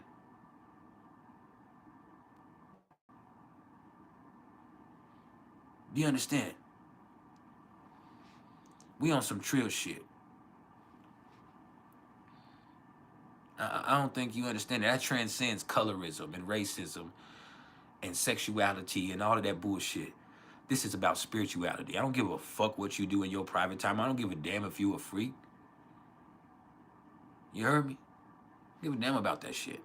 So if you come in and say, this is zesty, you gay, we don't give a fuck about that. You're not insulting me. Calling me gay is not an insult to me. Even though I am heterosexual, I'm not going to take that as an insult because that would be like me saying, hey, the people that I love and know that are gay, I hate them and I think there's something wrong with them when I don't. That's their preference. And so you calling me gay will never be disrespectful to me. You saying something to me about my sexuality will never bother me. You understand? Because that's not an insult to me, and it's not going to ever be something that bothers me. I'm not going to correct you either. Who gives a fuck? You understand? Because that shit right there is a minute mentality. You are thinking small-minded. And I hate that I have to have these conversations with y'all, but let me help you. All right? Like, y'all so crazy these days. Like, I've had such a hate for social media lately. And we'll talk more about that in Neptune. But like, y'all so crazy at what y'all think is real and what y'all think is cool. Like, y'all think this trending shit that y'all see is real. Like, none of this shit is real. This shit ain't real. The shit that you would say to these people in these comment sections, you'll never say it to them in real life. That's why you're saying it to them in the comment sections. Like, the stuff that y'all do is crazy these days, man. Like, you got everybody who ain't shit in their life talking about Travis Hunter and his girlfriend. Like, oh, you should leave that bitch. You should, she just, motherfucker, you never had no money. You don't know when somebody's out for the money, motherfucker. You don't know shit. And they're college kids. Y'all a bunch of grown-ass people speaking on college kids. Oh, well, like, stay the fuck out of people's business. Like, y'all really be out here tripping, man. Everything is Diddy, Drake. Somebody said the other day, Kendrick Lamar is the, I've just figured it out. Drake is the ego of hip hop, and Kendrick Lamar is the soul, and J. Cole is the heart. Shut the fuck up. Them are three mainstream rappers. Them are not the most important people to people really in the streets and people really listening to hip hop. That's the pop culture shit you see on social media. Drake is a fucking pop star dude, and he makes some good music. Kendrick Lamar is an awesome artist. He makes awesome music. J. Cole makes awesome music, but them dudes are three mainstream dudes. They are not the heart, soul, and ego of shit. You ain't hearing nobody in the streets going to say, hey, man, put that Drake on. Hey, put that Kendrick. Kendrick is something, when you heard his album come out, you go listen to it because you want to, just like you want to go to the museum. You want to see beautiful art. That shit comes out, you say, okay, that motherfucker went hard on that bitch. But there's very few songs on there that you're just fixing to be riding around jamming. Now, I do jam some of his shit. You can't hate on it. He's a Pisces moon, though, so you can't hate on it. Drake, there is some shit with Drake. You can't help but jam if you in that emotional state of mind. There's some shit with J. Cole you can jam, but them niggas in the streets that's trapping, that's really out there living that lifestyle is not jamming that shit. People don't understand that. It's the people that's on social media typing, that's doing that shit, that's not in real life, that's doing that shit, and that shit is not real. That shit is not real. Y'all, the shit y'all see in these reels and these YouTube shorts and all this shit is not real. Motherfucker, they say, hey, they'll look at me on me and they'll say, hey, bring out the diamond tester. Motherfucker, people are not walking around with diamond testers. They're doing that shit in the videos to people they know. You know how many people will slap the fuck out of you if you walk up to them with a diamond tester, whether their shit is real or not? A lot. People don't play like that. You get what I'm saying? Like, this is the shit you see in this. We'll give. It's one person says it, now everybody says, well, we got to give it that old hot tour. Like, shut the fuck up. Like, y'all, that's when you know you too caught up in these trends and shit. When you start using that lingo. When you start copying these motherfuckers. You got celebrities that copy the common man. This is Neptune and Pisces culture. Celebrities that copy the common man. As long as something is trending, that's what's hot. It doesn't matter who you are or what you're doing, or if you're right or you're wrong, or if it's real or not. What matters is what's trending, what's accepted. And so if this public opinion is accepted, that's accepted. It doesn't matter that the government will come out and say this, or there's this. The perception is these drones, we got some alien activity, some paranormal activity, we got some shit going on, this is conspiracy. When really, if it's not really the United States, then that means something's about to happen as far as a bomb. Somebody's fixing to drop a bomb on our motherfucking ass. Just so you know. And that's real. If it's not people just playing around and it's not some independent person fucking around with the drones on the East Coast, then guess what? They're finna drop a bomb and they're gonna get your attention over there on those and then drop a bomb somewhere else on your ass. And so people don't pay attention to that type of shit. If it's not that, then it's other countries and they're doing espionage. And so you have to, you just have to look at this shit. But people are so caught up in bullshit in this culture that they don't ever want to accept what's real. It matters what's trending. And so, man, y'all be so caught up in these motherfucking comment sections, man. And here lately, I'm so glad that I've been learning with my spirituality, because I've been getting chances for me to be aware of my own behaviors. So I'll catch myself about to type some bullshit and I'll be like, yeah, you know what? Swipe up. I'll have a paragraph type, and I'm like, you know what? Fuck this shit. This is not what needs to be said. And even if it is what needs to be said, it's not my obligation to say it, and this ain't my fucking business. I'm swiping up on this shit, and then I've experienced a sense of freedom.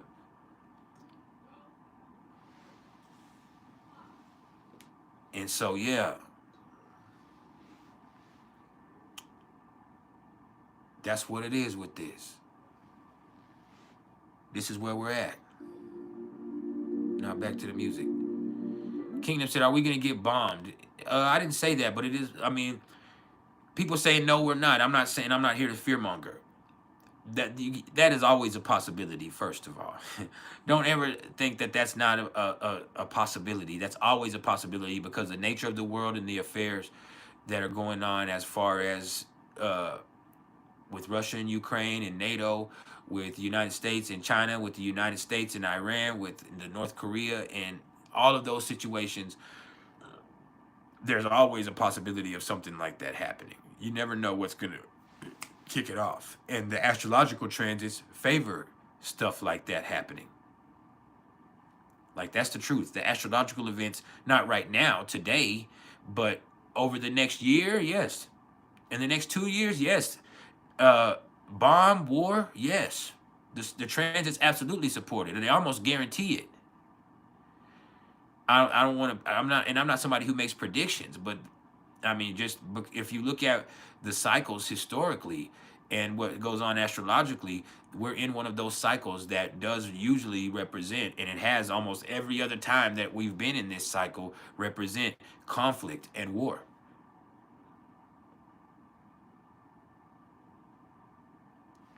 Conflict and war. Saturn is going to go into Aries before the end of 2025.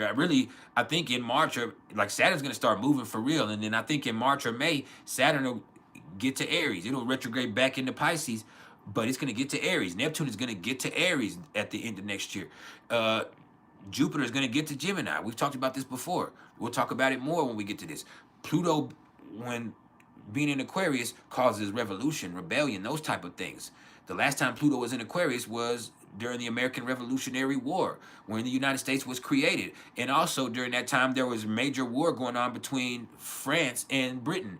People forget that when they think about the American Revolutionary War, one of the reasons that that America was able to fight off the British during the American Revolutionary War is because Britain was also preoccupied with a war with France, who was a superpower. And so they were preoccupied with that war on their homeland, and they just couldn't put the resources over here that they wanted to, if they wanted to just really blitzkrieg the whole United States and say, hey, you know what? This is our property. This is our land. You're going to follow by our rules. We're going to tax you even more. And now we're going to start persecuting you. But instead, they had to cut their losses over here because they were dealing with a war on their home front and a war over here. And so why not give these settlers their own common interests? And we can maybe revisit this later because it's not a big deal to us. They're nothing. So that's why the War of 1812, when that happened, the United States actually declared war, but it was also just a reaffirming point that says, okay, the United States is not going to go back to Britain. This is going to be an independent nation. This is what it is from this point forth. And so if y'all all pay attention and you learn something, you just kind of see that that's the process of this. And so then on the other end of this, you have Jupiter being in Gemini. The last time Jupiter was in Gemini was in World War II. The time before that was during the Civil War. The time before that was during the American Revolutionary War. When you look at Neptune in Aries, the last time Neptune was in Aries was during the American Civil War. And so we are in one of those cycles. It's not people that are fear-mongering or trying to get people. It's just when you look at the cycles and then you look at how this is played out historically, this does represent one of those times where something is changing and from a global perspective. And the way that things are ran, or the powers that be, are about to get mixed up. You know, you think about this, there was a time at that point in time where the United States was not a superpower. The United States was an upstart country that at any time could be taken back over until we started Manifest Destiny and we started getting all of this land and we started expanding westward. And then we basically tricked Mexico into a war with us. And once we got Mexico into a war with us through Texas, we got Texas and California and all of those things, when originally it was just it was about us expanding to the other coast. And so a lot of people don't know James Polk and James Taylor had this agenda to where they were going to get Mexico to react. We're going to go down there. We're going to bring soldiers to that Mexican-American or that Mexican-Texas border at that time. And the more we bring those soldiers, the more it's going to feel like this is a hostile act. And eventually we're going to provoke one of the Mexican soldiers to fire on us. And as soon as they fire on us, then we'll just fucking go get on their ass and take over this land, and now this is what we'll get what we want. America went about things the wrong way in so many instances. Whether it was a country that was supposed to be about freedom, but they had enslaved people. You know, they had we're fighting for our freedom, but we also are fighting for our right to have these. We're going to keep our right to have these slaves, which is. You think about the karma that's created from something like that. You look at the moves that that Andrew Jackson did with the Native Americans, not only from off the rip when the settlers came, when the Native Americans were accommodating at first, but also as more and more came, the more and more they removed them from their lands, used technology to do so. See, people don't understand. We think about technology now, we think about electronic equipment, but back then technology meant weaponry. The Native Americans didn't have the technology that the British or the Spanish or the French had, and so when the people when the Europeans came and they have guns and they have wagons and they have certain types of what's the word I'm looking for? I don't know. It's machinery, but they have certain types of machinery, and so they have all of this stuff. And so that's not something that the Native Americans had, even though the Native Americans had knowledge of the land and have this and it's their place. And so because of that technology, they move them about, they move them around. They were able to take over this land. They were able to move them around.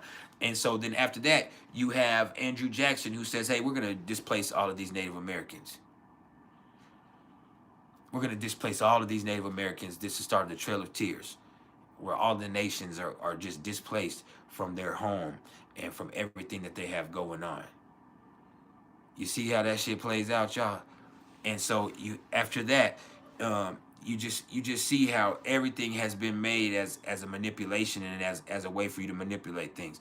You see a war with terror that really is people going to seizing control of their assets over in the Middle East, them seizing control of their oil, them taking their government away from them, and the United States actually being there to say, no, you're going to rule this the way we want you to rule this. See, we don't think about it like that because you think it's spreading democracy. We have the propaganda that they feed us here in the United States and say, hey, they have communism over there. This person's a dictator. They're doing horrible. They're persecuting people. The women are this, they're women that, and they show us certain things. And then they say, well, so what we're going to do is we're going to go over there and we're going to take over and we're going to instill democracy. We're going to make them do it our way of doing things. We're going to make this. It's the same thing as Christianity. When you say, hey, you know what? We don't give a fuck what you believe. What we're going to go over here and do, we're going to put a gun to your head. You're going to either accept God and Jesus Christ as your savior, or you're going to accept this bullet into your head. And then once we kill you, we're going to bury you as a Christian anyway with that cross on your grave. So which one is it going to be? So it's the same thing. Hey, we have the money, we have the resources, we have the manpower. We're going to come over to your country. We're going to take over your way of doing things. We're going to enforce democracy and Christianity on you. We're going to do the same thing. So this is I love America. I'm American, but this is the realness. You got to keep it real.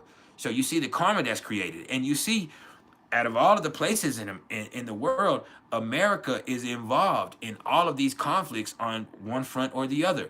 America is involved with NATO. And so when there's tension with NATO and Russia, then there's definitely tension with the United States and Russia, which there always has been since the Cold War, or really since the World Wars.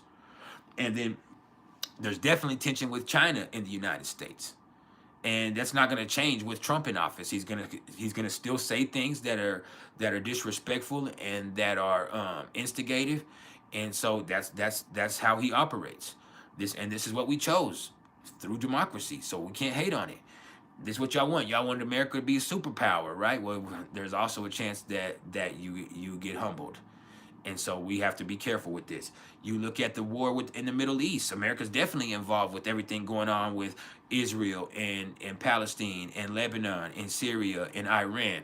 America's involved with that. You look at whatever's going on with North Korea and South Korea, when all of a sudden the South Korean president just went on TV in the middle of the night and said, hey, I'm declaring martial law. And it's because he felt like they were trying to take power from him. And then the parliament came through later on and said, no, he can't declare martial law. He's a president, but he ain't shit. We're turning off martial law. So there's definitely something going on there, and it involves North Korea and subterfuge going on. And then also you have to think about what goes on in the United States. And so when you look at that shit right there, I'm just telling you, you look at this. This is one of those things where the United States is not going to be able to function in the way that it has before. Democracy in itself has changed. The United States is on its own way very divided. You know, we've seen this through the elections, and this has not been something that's been more unified. You have people that are more civilized about it because this time it didn't go the other way around. I guarantee you, if Trump didn't win, the y'all supporters, and I love everybody, so y'all wouldn't have been as peaceful as the people who lost this time. And that's because the people that lost didn't have faith in Kamala Harris in the first place, nor Joe Biden. How could you? Because they were inept. So when you didn't have faith in whatever you're doing, the whole point was you were trying not to put Trump in office. It wasn't because you felt positive about putting Kamala Harris and Joe Biden in office, or keeping Joe Biden in office and putting Kamala Harris in office. It's because you were so scared of Trump and you did not want Trump to be in office. And so that's exactly how I felt personally also. Like, I don't have faith in Kamala Harris because she had no time to establish policies of her own.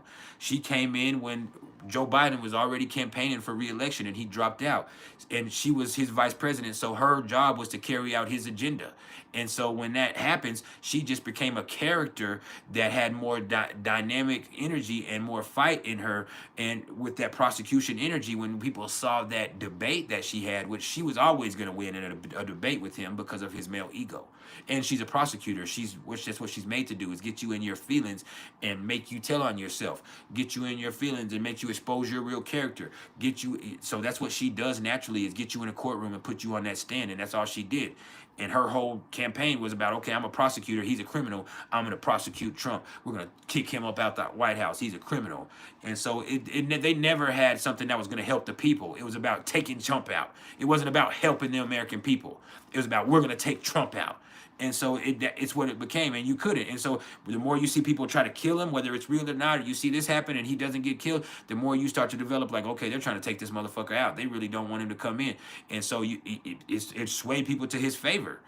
And then when you attack the right things, he talked about the economy and what he could do for the economy, and that's what people wanted to hear. It doesn't matter, all that other shit, even though it does matter to some, it didn't matter when it really boiled down to it. And so the way that things happen, but the people have to understand that what are we going to do in 4 years, or in 1 year or 2 years if Trump dies in office, or in 4 years when Trump can't run again? J.D. Vance is a lot scarier, I promise you.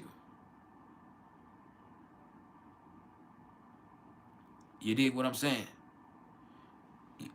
You see how this goes. It just, things are changing. The affairs and the state of energy between the United States and Texas is not good. A lot of people don't know that. We've talked about this before here, but there has actually been military action between the National Guard in Texas and United States federal agents over the border. The United States government commanded them to stop putting barbed wire or razor wire on the top of that fence, of the border fence. And Texas said, "Fuck you! This is our fence. They're not coming over here. We'll put double razor wire." And so they show up. The Federal Reserve, like, you better not put any more on there. And Texas said, "We do what we want with our border." And so there was a actual standoff with guns and where there were going to be fire exchange, where Texas was about to engage in a military skirmish with the United States government.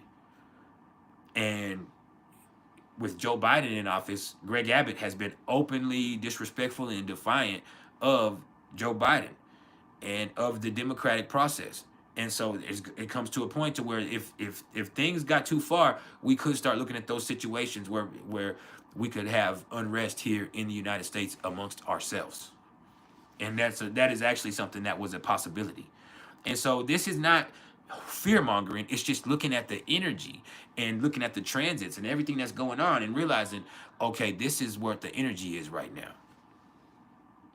This is where the energy is right now. And I think because of the things that are in motion before Trump ever is able to take his oath of office, there's going to be a war regardless. At some point, there's going to be, and I mean, there's already wars on several fronts, but there's going to be situations where the United States is involved in some type of military conflict, or where Russia finally gets upset and Russia says, hey, you know what, I'm going to use a nuclear weapon, or North Korea says, you know what, we're finna try your funky ass, or we get to the point where China, these drones and this spy balloon per se, or whatever it was, when that shit really means whatever it's supposed to mean, and they say this is what's been happening this whole time. This is why we've been buying farmland up around military bases. This is why we sent a spy balloon over there. This is why these drones are flying over your shit. Guess what? We coming from up under you. Remember they used to say, we dig our way to China, they're going to be watching the skies. People watching the drones in the skies, waiting to get bombed from up above when the Chinese come from up under the ground, baby. They coming from up under.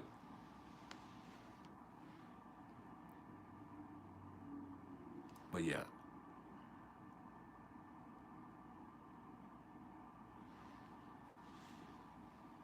There's definitely something. You know, no, I don't think that's more likely. I think you have to look at it like this. This is just real. If the war with Ukraine was going to just be over, it would just be over. There's not going to be a peaceful resolution. Eventually, NATO or the United States are going to have to step in and help Ukraine, because they're not going to let Putin just win. Or they would have already. They wouldn't have supplied weapons. They wouldn't have supplied funds. If they were going to allow Putin to win, eventually that becomes more of an issue with the United States and China. China is not going to just accept Taiwan, and so there's going to be a conflict eventually with Taiwan and China, and the United States has to be involved in that because of their interests with them business-wise. With Lebanon and Israel, that shit's not going back. They can have ceasefires, but it's been going on. It's not going backwards. That shit's, they're not going to all of a sudden decide, hey, you know what? This is your land. This is our land. We can get along here in the middle and everything is good, or it would have happened already. It's not going to happen like that. There's already nuclear threats as far as Iran and Syria in those situations. So this is not something that goes backwards. It's not, you know, like I said, it's not something that's this. It's just a matter of when this is going to get worse. It's something that has to get worse. It's something that has to change. There has to be something that happens militarily with Russia and NATO, and the United States is always going to be involved with that. There has to be something that happens militarily with the United States or some other country to step in when it comes to Taiwan and China. There has to be something that happens to where somebody finally steps in and says, hey, we're not going to let you do this, or this is what's happening with Israel and Lebanon, and then another country in the Middle East is going to respond accordingly. And so, just telling y'all this, you know, we have to be prepared for this type of life. And I know we went off into this, but this was one of those real things where it's like, hey, I'm going to put you up on game. I'm going to keep it real. And that means we don't even have to talk about the outer planets because we just did. In a way. But, yeah, that's where we're at with that. Look, Mars, here's the problem also. Mars is at 4 degrees of Leo right now, retrograde, until February 23rd. So this could be the type of shit, you know, Putin, Trump, they have those Leo placements. I need you to understand that. Like, Putin and Trump have those Leo placements. They have that type of bravado, that Pluto and Leo bravado and shit too. Like, man.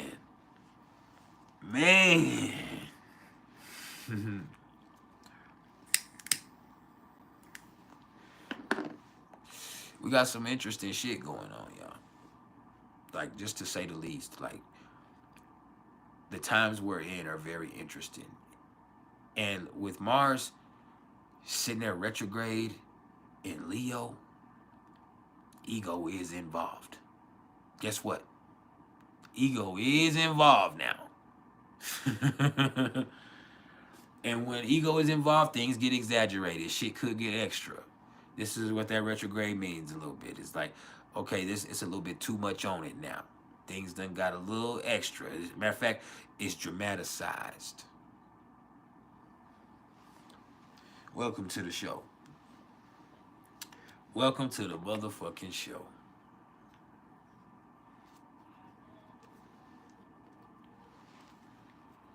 Yeah.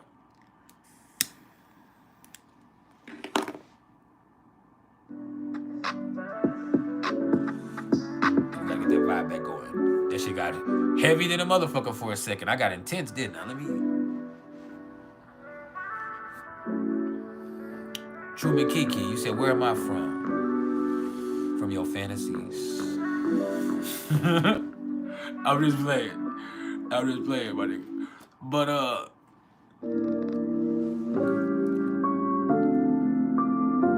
where am I from? Narnia, Middle Earth.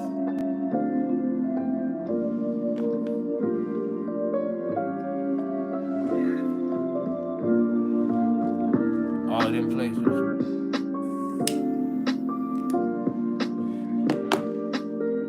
Atlantis.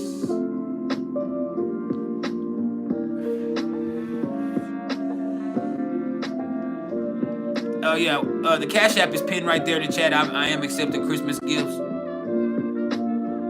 I don't want to make expectations because then I'll just be upset. Truman Kiki said, play my song. Nigga, I don't know your song. Oh, you said you're an artist. I have to check it out first. Maybe next time. Subscribe, come through next time, we'll play your song. We'll play your song for everybody. If you subscribe, and after I check it out personally, I'll be back on Friday. Come check it out then. On Friday, we'll play your song and we'll say, hey, we jamming Truman Kiki right now. Straight up like that, cuz.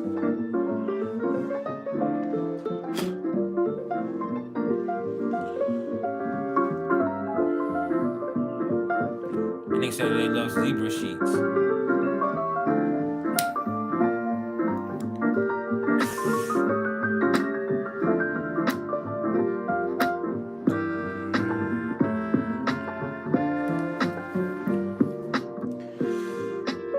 Smile right now.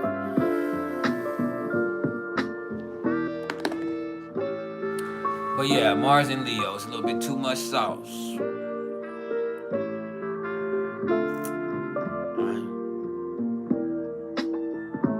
Kingdom, yeah, I can check one out for you.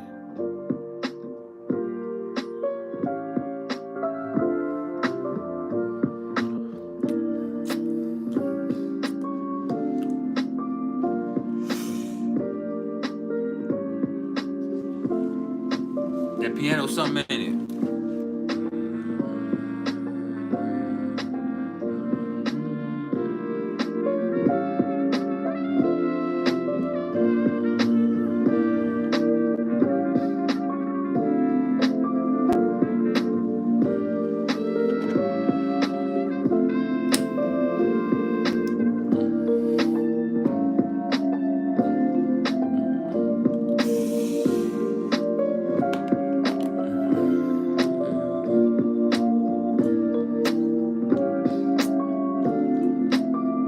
Line between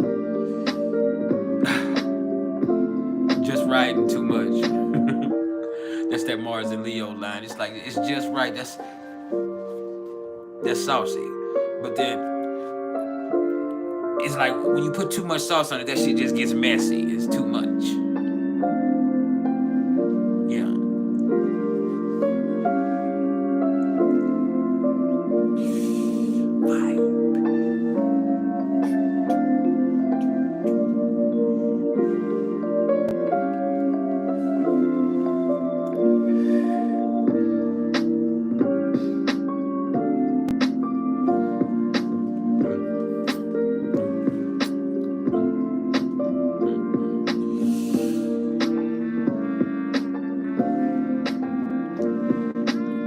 As y'all can see, I have like a manic train of thought. I'll be all right, I'll be chilling, then I just go into those trains of thoughts and I just go into these tangents. I do that in my mind too. I'll be good, I'll just be chilling, and then it's like, I'll just go off.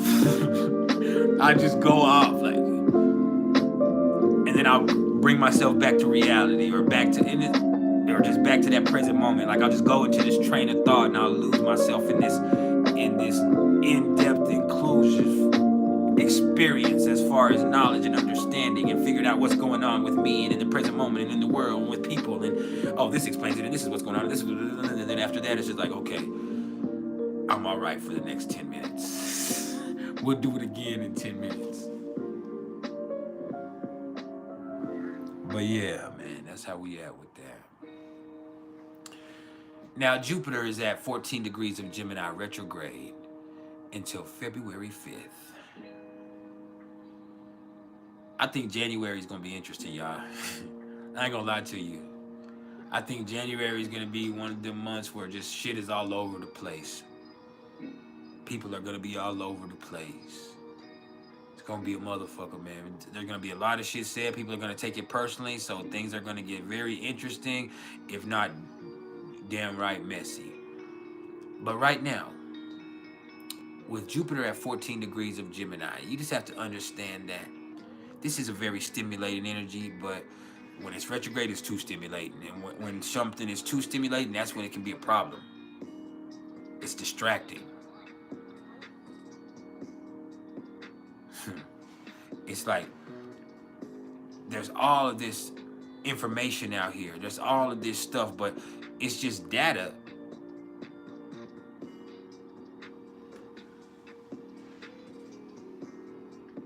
And have you ever had a device, whether it be a computer or your phone, and you've been taking a lot of stuff, and it's like boom, you get this notification that your phone or your computer or whatever is low on data, right? It's low on space. Not low on data, but it's low on space because of all of the data that you have. Okay, low on space.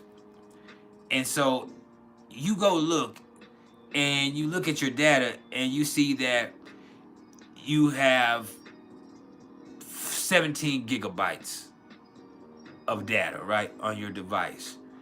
And you look at your apps, and you go scroll through them, and you see nothing that you can delete. You go through your pictures, you see nothing that you can delete. You look at it, and you start looking at your apps, and you're like, there's no way that I have all this data, and it's just too much. It's like it's an overload. Like, what the fuck?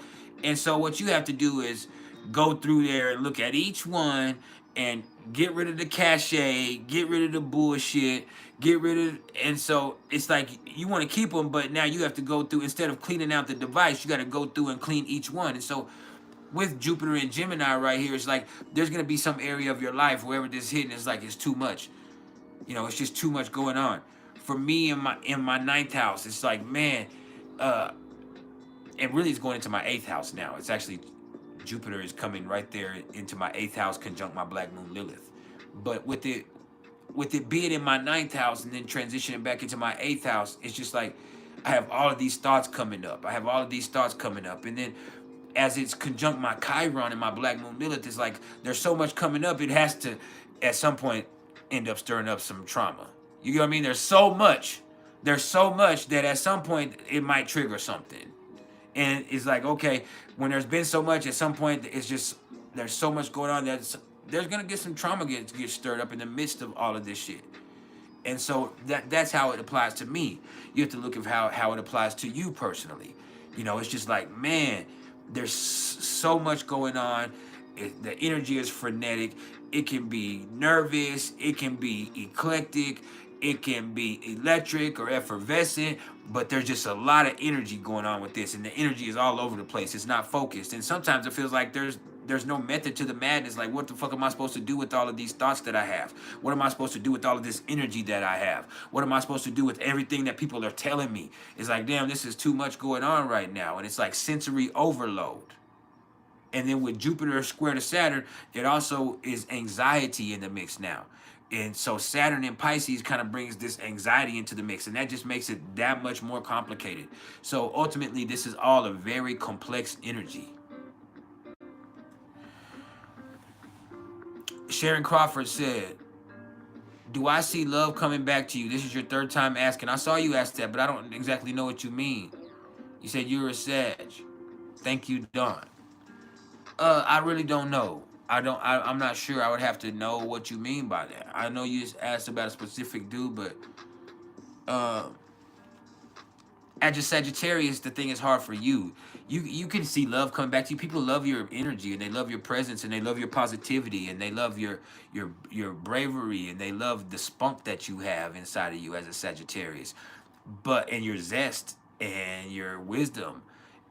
But also, you're always looking for something better. Yeah, I see love come back to you, but when you have it, you don't even accept it sometimes. You're waiting for it, like, it'll be right there in front of your face with that Sagittarius energy. Like a motherfucker loving you, wanting to love you, and you looking past that motherfucker at this motherfucker standing across the street.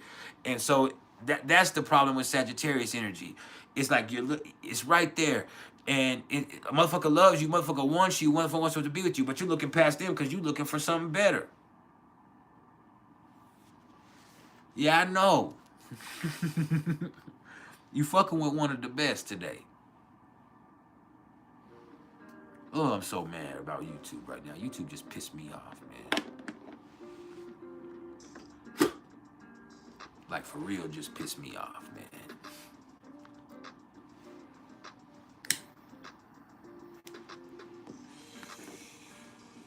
They playing with my money.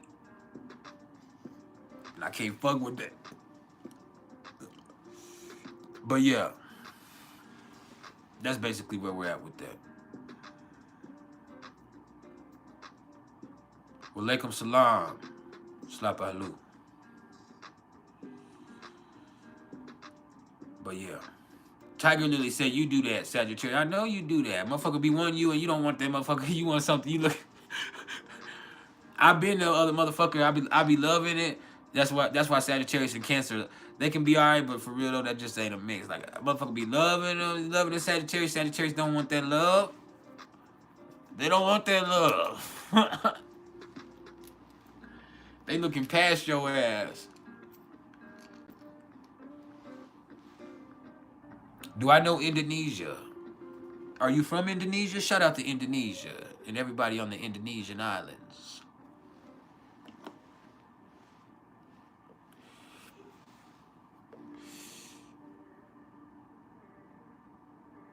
Do you know Indonesia?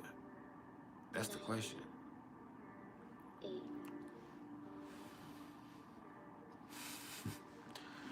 Anyway, yeah. Where else we want to go?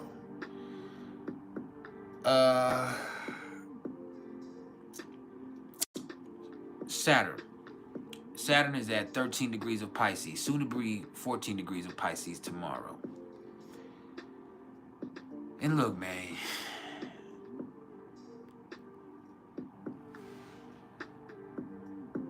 You can never guarantee that everything's going to be ideal. You know, with Saturn and Pisces, we all get like that. We get caught up in our idealizations and we get caught up in our own delusions. We confuse ourselves. We allow ignorance to be our bliss. Sometimes, like, I ignore that shit long enough, that shit's not real, right? It'll go away, right? It's like, no, that feeling is still there. That feeling is still there. That fear is still there. That worry is still there. That resentment is still there. You know? And it's not going to go away. And then you have these situations in life where people feel like, damn, all of this stuff has happened to me right now, or this, whatever's happening to them is like, this is the worst shit that ever happened in my life. I love you too. Thank you. But they'll be like, this is the worst shit that ever happened in my life. And the truth is, it's just something that happened in your life. It might be, but there could be worse coming. I know that sounds depressing, but that's the truth. Like, there could be worse coming. Like, you just got to learn how to deal with shit, man. Like, and it's like right now it feels like life is just real for a lot of people. That's what it feels like more than anything else. And it's felt like that for like a year or two. It's like shit just seems real. People are like, man, that shit ain't real. That ain't real. But shit seems real. Or shit seems fake to some people. Like, this shit don't seem real. Time's moving too fast.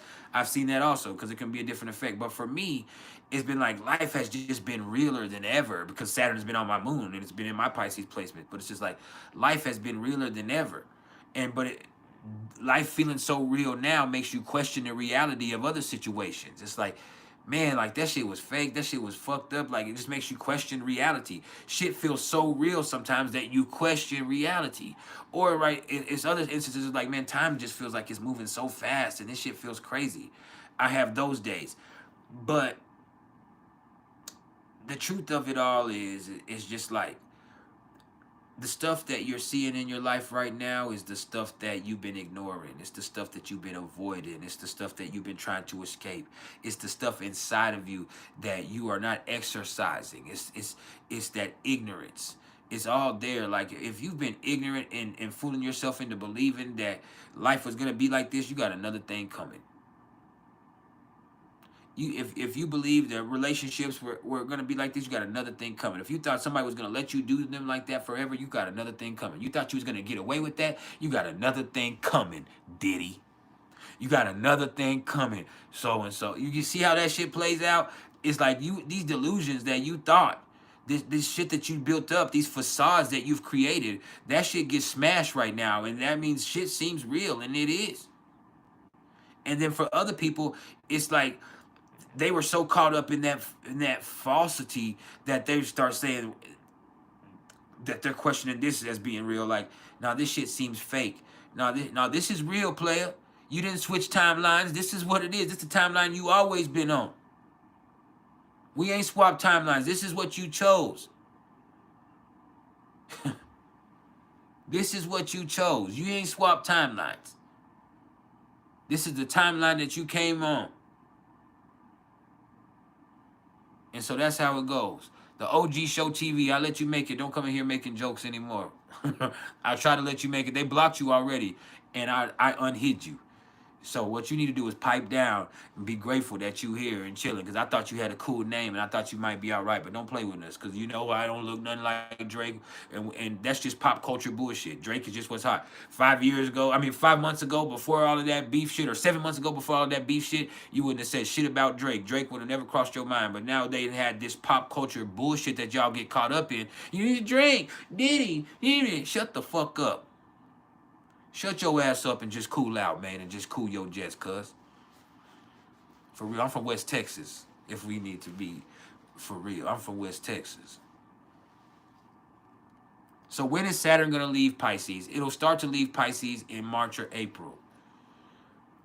And then once it leaves, it'll retrograde back in. It'll get a few degrees into Aries, and then it'll retrograde back in. And then next year, at the beginning of next year, we'll have what they call the Great Reset, to where Saturn and Neptune will both move back out. Once they've moved back into retrograde into Pisces, they'll, for the last time, kick back in to Aries. And then we'll have Saturn and Neptune in Aries. And so that's when things are going to get really interesting from a global standpoint. So, yeah. That's what goes on with that.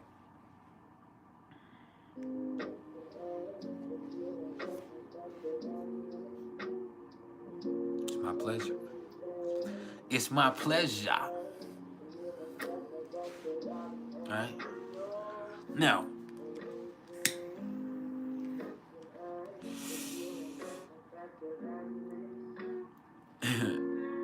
look, you just got to deal with shit, man.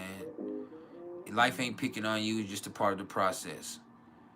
Like, it is what it is. Whatever's happening, you just got to deal with it. And that doesn't mean everything's going to be okay. See, sometimes that's a facade that people build up. Like, everything is not always going to be okay. Not for everybody. It's not going to turn out good or how you expect it. Some people are going to get hurt. Some people are going to die. Some people are going to die. That shit... Some people are going to get hurt. Some people are going to die. Some people are going to get their heart broken. That's what happens. People are going to lie. People are going to let you down. They're human beings. You're a human being. You're going to let people down. You're going to get sick. You're going to die at some point. You're going to lie. If it comes down to it, you're going to make mistakes. It's a part of the experience. You signed up for this. If you're loving, hey, there's a chance that your heart is going to get broken. That's right, Kingdom.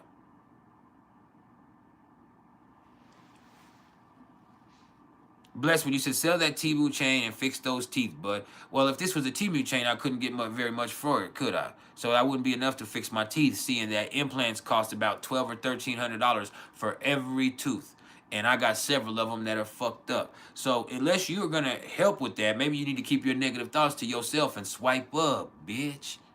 Your name is Blessed One, but you can't be blessed by coming in with that negative shit, because then you're just disrespecting yourself.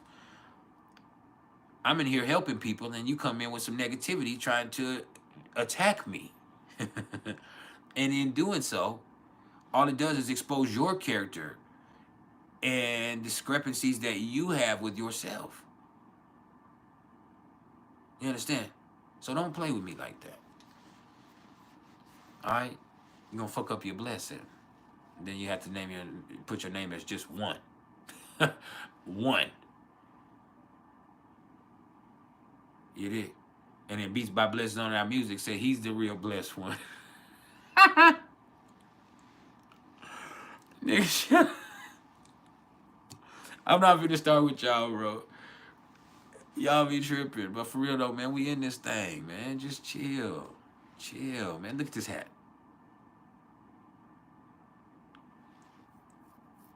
Look at this hat. I mean, if you had a hat like this, you'd be fine. And yes, my teeth are messed up, but I'm fine. You understand? Yes, my teeth messed up, but I'm fine. I'm fly. These ladies here love me. You hear me? They love me. And plus, when you have a gap like that, you can get that clitoris up in there. You get that thing in there, that little man in that boat. You suck on that thing like, motherfucker go crazy. You get up in there. So what I have now is a special gift. See, that turned that into your curse. Sir? I didn't call you. Oh. What you doing? You said hey. I'm on live. Oh. All right. Sorry, I couldn't. I had to give my son voice. I'm online. But yeah, that's how we are with that, man. Don't get it twisted, though. We good. We good.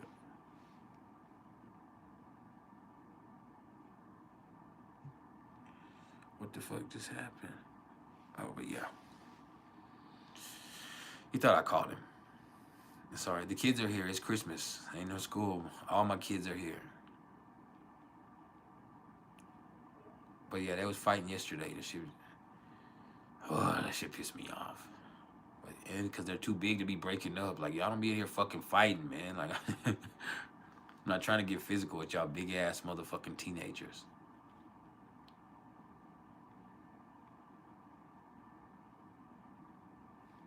But yeah, you hate it, man. It'll be all right. I make the most of it. It's just like I've said. I don't know what is it that triggers people. You see it on Facebook Reels, and you see it on Instagram. Like, you'll see somebody and they'll be doing something, and then people, they feel like it's their obligation to take them down a few pegs. Like, they see somebody doing something, they say it's like it triggers something in them, and it's like, you know what, I gotta say something hateful to this person. I gotta, you know what I'm saying? And it's like deliberately so that individual will see it. In other words, sometimes it's a joke because they want attention. They're making a joke because they want other people to see that they're funny and they want attention, right? But in other instances, it's like, I deliberately want this individual to see this because I want to take them down a few pegs. I want them to see this, and I want them to feel this pain. I want them to feel this fucking shame. I want them to feel this humility that I got for their ass. Bitch, you not nothing. You can't dance. Motherfucker, you stupid. Motherfucker, you got a gap. Motherfucker, you bald. Motherfucker, you fat Drake. Motherfucker, you this. And it's like, if somebody doesn't realize you know nothing of those people, you know nothing of their struggle or what they're going through, there's no point in that.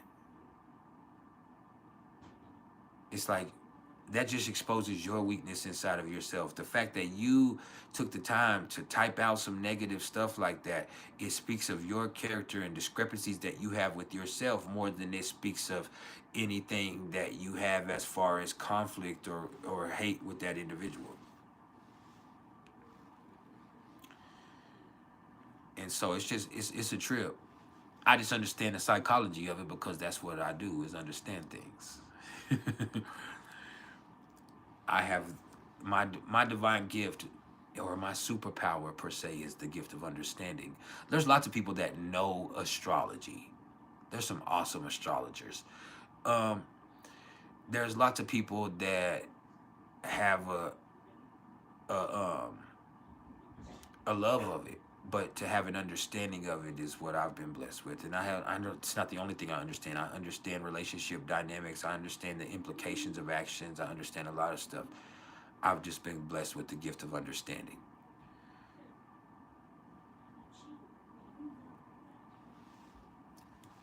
Hold on, I gotta yell at my kids. Sorry. Hey! See, now I gotta use the other voice. You hear? See, you gotta use different voices as a dad. Hey! Sir? Are y'all fighting right there? No.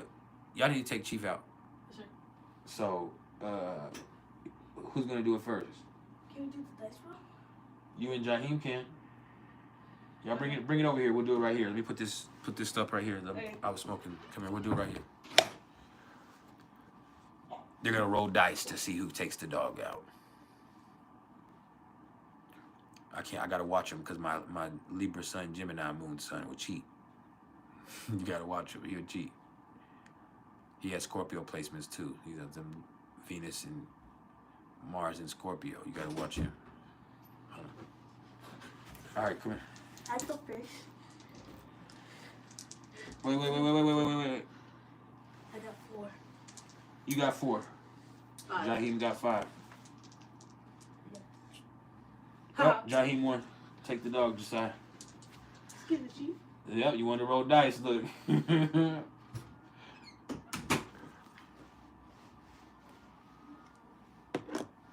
But yeah, that was quick. But yeah, he thought he was going to roll dice and get out of it, but he lost. But yeah, back to the transits. Uranus is at 23 degrees of Taurus now. You see how that's retrograde all the way back. So that means at some point next year we'll have Uranus back conjunct Al Ghul, and Mars might even, once we get out of retrograde and Mars comes back around, we might even have that Mars Al Ghul conjunction happen one more time, even loosely, not as close as it was, I think. And so we have some dynamic energy coming through here. But Uranus is at 23 degrees of Taurus. It's retrograde until January 30th. And actually right now, things aren't as crazy as they could be, or maybe as they should be, considering the times that we're in. Things are chill. So what you're going to do now is use this as the perfect opportunity to stabilize your life, because the world is not a stable place. Things are in flux right now. The market is not stable. You know, the nature of value changes drastically. What people see as valuable changes drastically. So what you need to do is assess what's right and best for you. That means find a secure place for you to operate from, right? Find a secure place for you to operate from. And that's a mindset.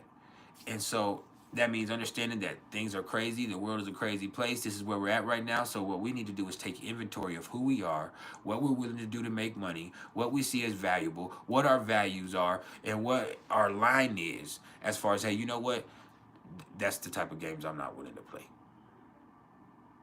And then start trying to put those into place. Take inventory right now while you can, because things are going to start getting crazier again. I promise you. It's funny that Uranus going direct actually correlates with Trump taking office, and then Trump starts putting executive orders in. What's up, Samantha? How you doing? But yeah, Trump starts putting executive orders in back to back to back to back to back to back, and then that changes things. It shakes things up. You see how those type of things happen, and it takes a few days for those changes to be seen. But immediately, that's the first thing presidents do when they come in office, is they start putting what they can to change immediately as far as executive orders. All right, so there are certain things that they have to put through Congress that have to get voted on. But when they put those executive orders in place, that means they're putting their power to the full extent. And Donald Trump comes in office as one of the most powerful presidents that we've had since Franklin Roosevelt, because of him having the majority of Congress, not just the House of Representatives, but also the Senate. And so he doesn't have a lot of opposition as far as Congress. And then a lot of the justices that he has were appointed by him or by Republicans and are willing to carry out his agenda. So there's not a lot of checks and balances as far as what there usually is as far as a president. Like Joe Biden was a weak president. And you can go back through history and you can see some presidents were weak, but if you have a 2-term president, you have some presidents who were really strong during one term and then they were weakened in their next term because the Congress flipped. And so once Congress flipped, the agenda flipped. And so those type of things really happen like that. And so you see how that plays out though? It just like with this right here, you see executive orders come in, and the first thing Trump is going to do is try to shake up the economy. So whether it's terrorists, whether it's this, whether it's the things that he intends to start putting in place, this is what he intends to do. But ultimately, that's right around tax season. So that changes things as far as the market. And so right after that, the W-2s have to go out by January 29th here in the United States. And so that's income tax season. And so once we get past that, once you're in the stations direct, we come into Trump coming into office, him putting executive orders in place. We have tax season come out, and then that's when you start to see the financial situation start to get interesting, because this is where people have the money to spend as far as the middle class and the lower class, and so they get to go spend on what they see as valuable and the things that they've been cherishing in this time, and it puts a lot of cash into the market, and it creates something that is actually not stable in itself, because as we all know, they do not know how to sustain that money, or it wouldn't be the thing. And so as time evolves, those things that were spent on and that market ends up actually taking like a small downturn, and then it can either stabilize out or it can continue on that upward downward trend. And so yes, I know market projections. I was just thinking that, but yes, I know market projections. But yeah. And Trump is not a peaceful president. I don't know where you heard that, Samantha, but Trump is Trump is the last. He could be a good president. I'm not even going to say that, but even the Trump supporters know he's not a peaceful person. No, he's not peaceful. There will be wars. There will be. There might not be. I mean, there will be wars. He can build up the wall again. We're not going to do that. That's disrespectful to some Hispanic people. I don't speak on it because I respect everyone's choices on what they prefer on, but I'm definitely not going to be in support or be in opposition of something like that. That's not something I would speak on.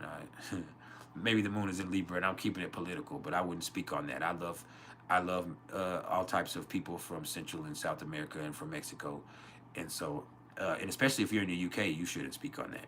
I love you, but respectfully, you probably shouldn't speak on that as far as from the UK is, especially when we have so many Hispanic people, because that is a sensitive subject to a lot of people. They play about it, but that is very sensitive. And if you don't understand what that means for a lot of people, then I would just say that that's not wise.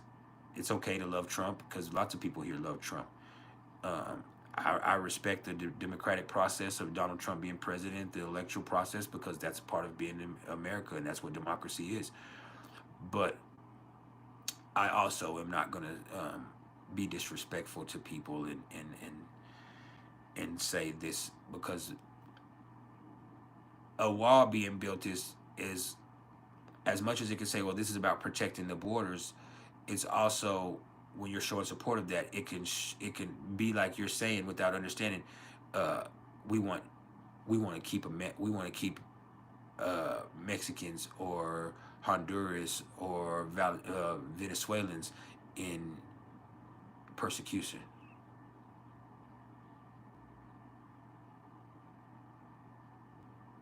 Look at Cat Dog. Look at Cat Dog. Say, why are blacks so evil and lazy and blame whites for not having anything? You see how that goes right there?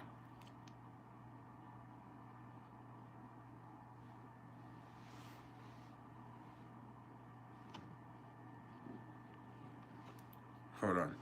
I gotta read this.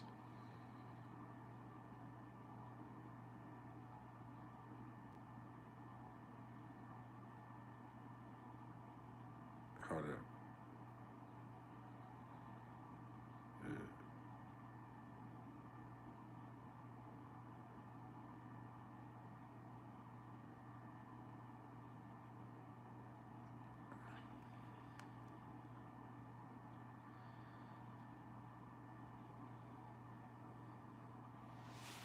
I'll answer it in a minute.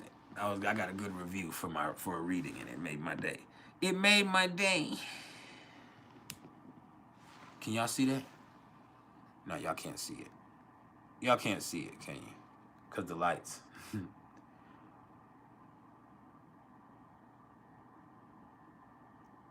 What a great review. Can y'all see that?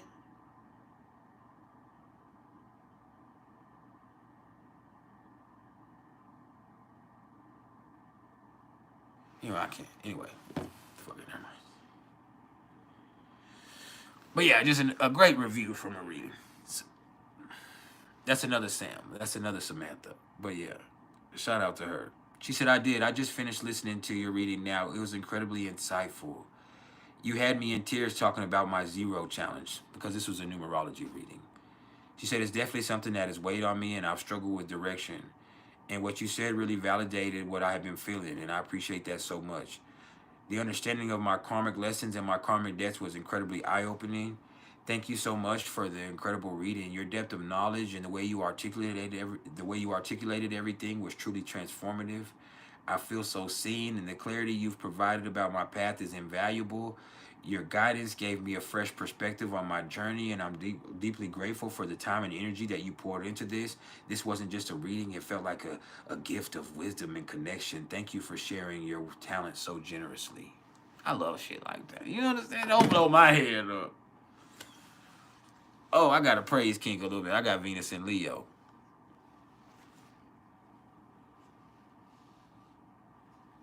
Hey, y'all don't let people bother you. I know people are hateful, and I saw the racial comments, but you just can't let that control you or your energy. I'm not going to let it control me or my energy. That's why I laugh at stuff like that. That's just pure ignorance.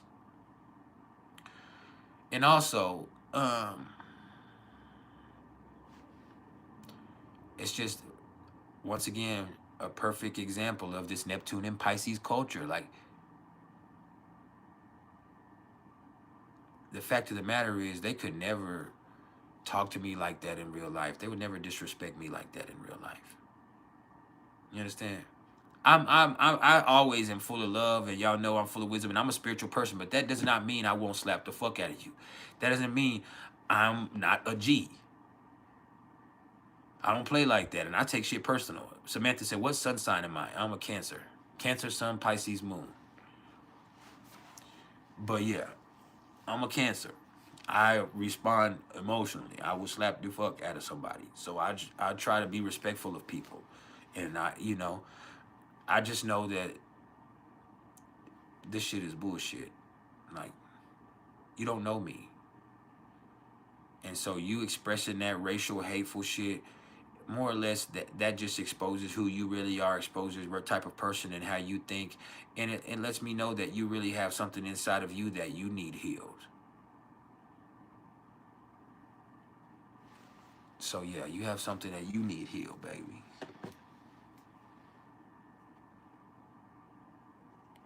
Hold on.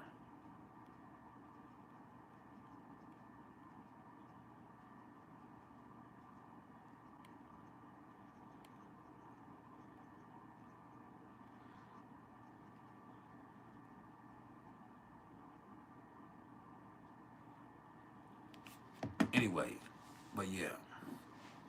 That's where we at with that. We'll be all right. Motherfucker will be okay. But with Neptune and Pisces, like, it doesn't matter what's right. It doesn't matter what's real, because real ain't even real no more. It matters what's trending, what's popular, what's accepted. Right? Everything is a fad. Everything. Like, this shit is a fad. Nothing is original. Motherfuckers just copying everybody. Celebrities copying the common man copying the other motherfucker. It's just like, man, that's the type of culture that we've created, where everything is a projection. And we project into people's expectations, and we ourselves just react to other people's projections.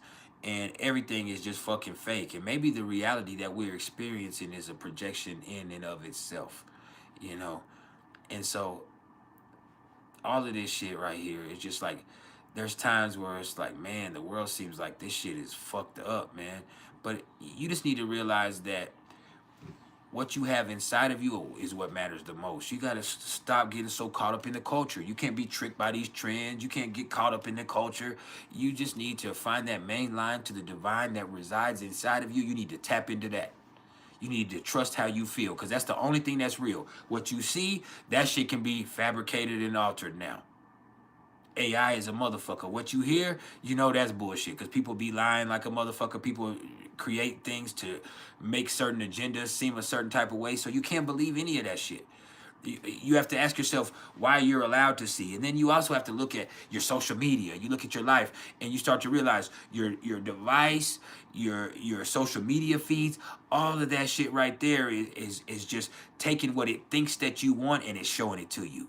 They're taking all of this little data and it's picking up a little bit off of your contacts, a little bit off your interests, a little bit off you read, a little bit off what you click, a little bit off what you watched.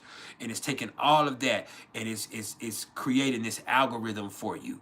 Right? And so we're just going to take whatever you want. We're going to feed you back what you want to see. We're going to feed you back what you want to see. We're going to feed you back what you want to see. You into that negative shit, you want to do it. You start worried about it, you know, you start to see it. I started worried about being sick here last year. I started Googling illnesses and Googling symptoms. Next thing you know, while I'm on Facebook, all it's showing me is cancer ads and all it's showing me is people sick. I started seeing videos of people in hospice and people dying and shit, and it's like, what the fuck? But I brought that, introduced that train of thought to myself. I introduced that train of thought into the situation. I introduced that into my reality. That shit wasn't in my feed. That shit wasn't in it. But once my mind started focusing on that, I started feeding myself more of that projection. We start to do that. You start to watch fights. You start to watch doing this. It's going to start feeding you this. You start talking about sex a lot. Your phone is listening to you. The people are listening to you. So you're going to start really encountering that energy. It's like the law of attraction started also working with your devices electronically. And it's like, you know what? We're going to show you how real it is. And so everything that you're doing now is also being fed into your algorithm. Everything that you're working with is trying to learn you. Your device is constantly trying to learn you and learn what you want to see and learn what you expect of it and what you learn. And so it's constantly just feeding you what you expect and what you expect. And it's constantly taking you away from what's actually real and how you truly feel, because it's just gonna, whatever you're feeling, whatever you're indulging in that moment, it's gonna keep feeding to you. And then it's gonna start, if it wants you to feel a certain type of way, you have this thing called suggestions. Right? You start to see them suggestions, motherfucker. Oh, suggestion contacts. Suggest this is things you might be interested in. Because you looked at this, this is what you also might be interested in. Let me suggest this to you. I appreciate it, Sarah and Crawford. Thank you so much. But yeah, let me suggest it. This is just me taking everything with this and me giving you what you want, right? And so it takes you more and more into the projection. It takes you more and more into the projection, and you don't even see it. This is what you are into. This is what you're attracted to. This is what you want to see, so we're going to give it to you. This is the type of people you want to interact with. Oh, you're into astrology and numerology and this, we're going to encourage you to join these type of groups. We're going to put you involved with these type of people. This is what we're going to suggest for you. Oh, now you're being suggested to do name, get money, stay true to your purpose, Williams. Shut the fuck up. Or you have a dude named Third Eye Jones. Like, bro, shut the fuck. You know what I'm saying? You start to see the friends suggest. And so it's just like feeding you this. And so even your spirituality is a fad at this point. We know that. It's like that shit's not even real. This is just more of something that we can appeal to you. And so more services that can be sold to you. This is more products that you can have. Even myself, like I get paid to market for a website and to sell astrology-based merch and apparel. But also, it's like that's more and more thing. It's just appealing to that community, and it's like, okay, we're gonna take this and we're gonna monetize this. We're gonna take everything and just everything becomes a fad. And once it becomes a fad, it then becomes a trend. And once it becomes a trend, we can make some money off of it. And so spirituality became a fad. Then it became a trend. And then it's like, oh man, we're going to make money off of it. Guess what now? We're going to take all of this shit and we're going to use it as stereotypes and as titles, right? Instead of this being something that helps you understand yourself, instead we've created a system of stereotypes and titles. Oh, you're a Cancer, so you're this. You're a Pisces moon, so you're a delusional, dumb bitch. You're an Aries, you're this. And so you create these. And we play and we shitpost it. I'm part of plenty shitposted communities. But it also, we don't realize what we're doing also with that. We are muddling and taking away from what this truly can be in its best form. And that's something that helps people understand things. But with this Neptune and Pisces culture, that's what way we are about everything. I saw I was looking at once again about Travis Hunter and his girl the other day, and they were like, somebody was like, hey bro, she's a pass around.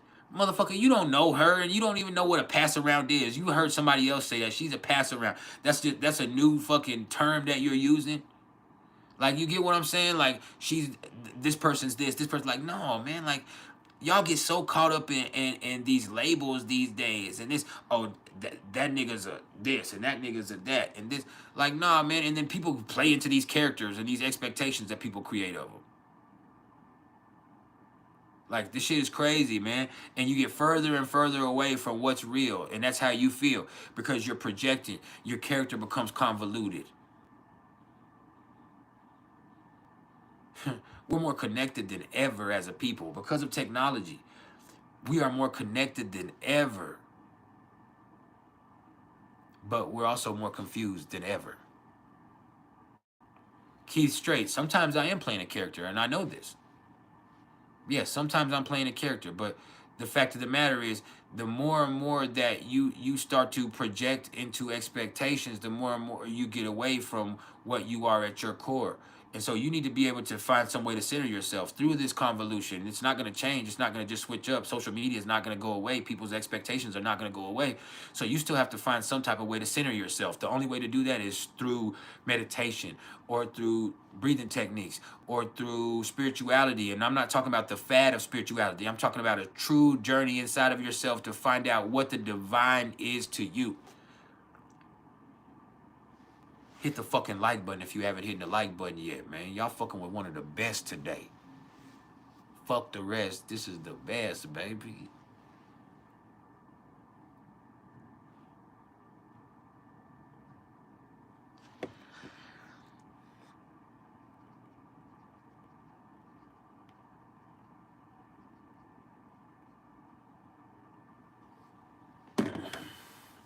But yeah.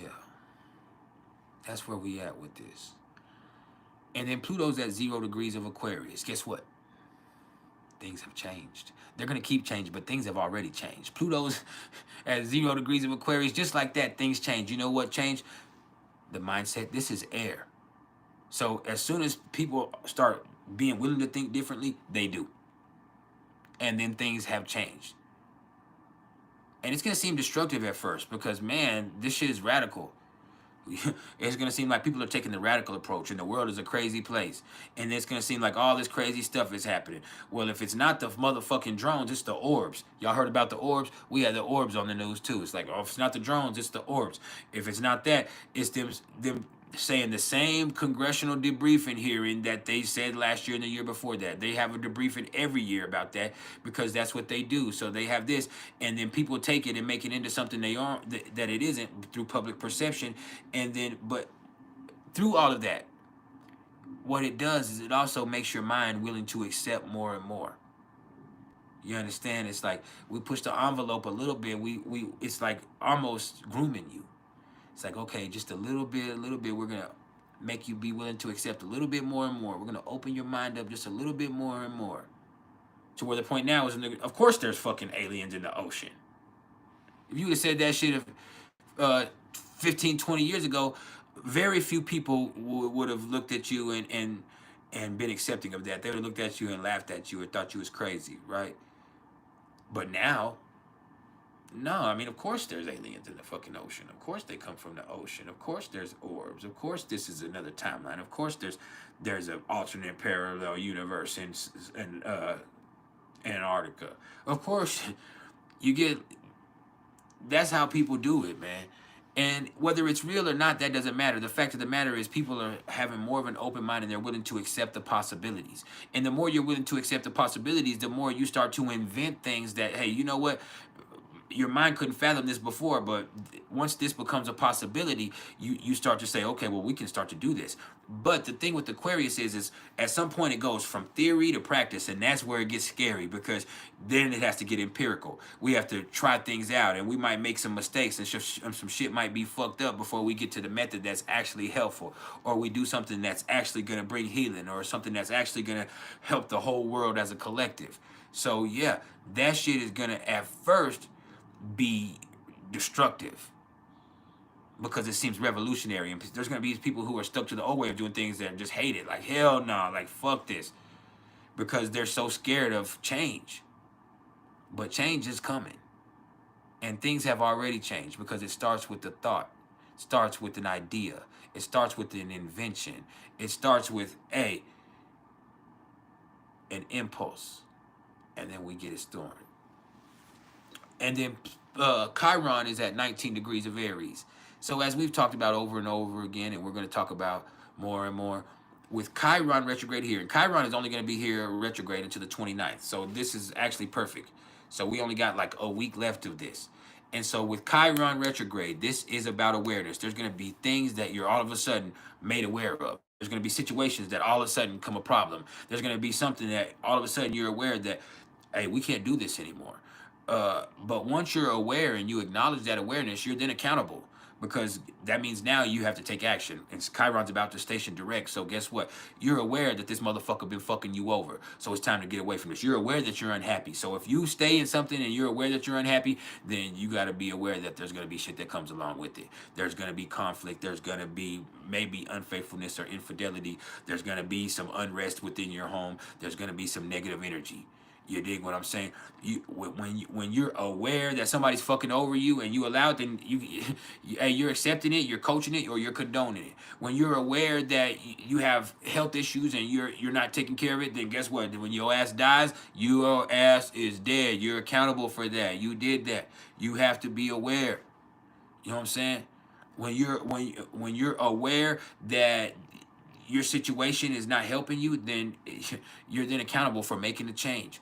When you're aware that somebody has got a problem with you, hey, it's either up to you to confront it or it's up to you to get away from it. But once you're aware, you have to hold yourself accountable. And so in this situation, over this last few months, people have been made aware of certain things. So now you have to do something about it. If not, it's only going to get worse. Things become infected and inflamed. Chiron isn't going to leave Aries probably until a few more years at least. And so this is about you and what you're going to do for you. And that awareness allows for accountability. That allows for actions that lead to healing. That's it with that shit right there.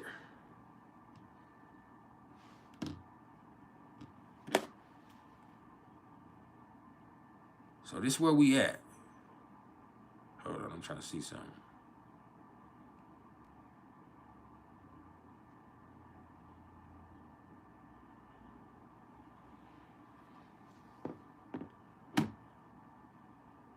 But yeah.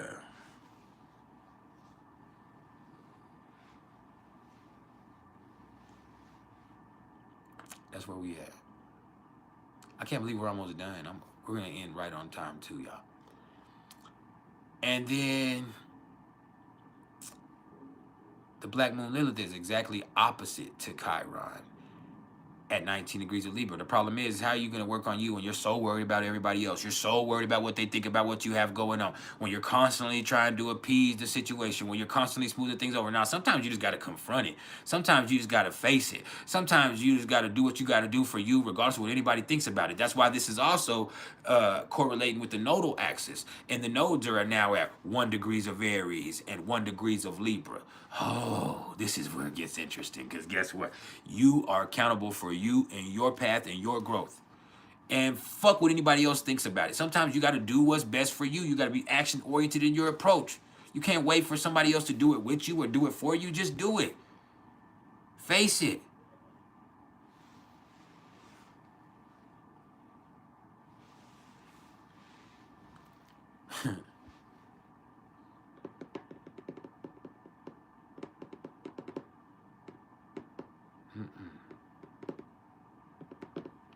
This is where we at, man. And then numerology. Let me calculate it, because I haven't even calculated it yet. And I don't want anybody to tell me, so don't say shit beats.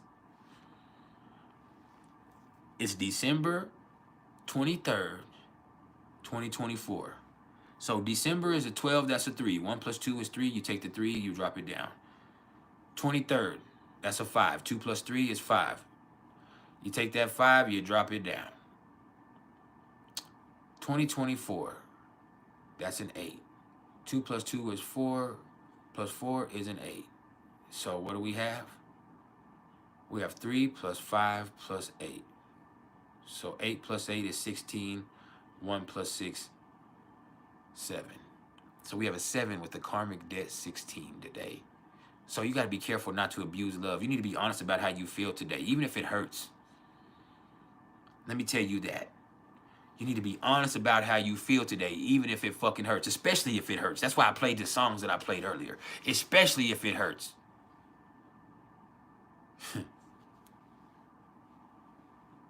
Yeah. You need to honor love in every way possible today by being a good person yourself and doing what's best.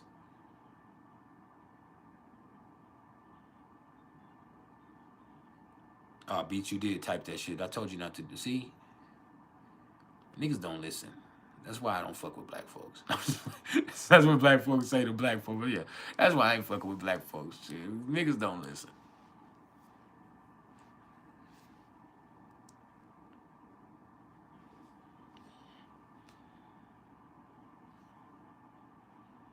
Sorry, I had a client say something.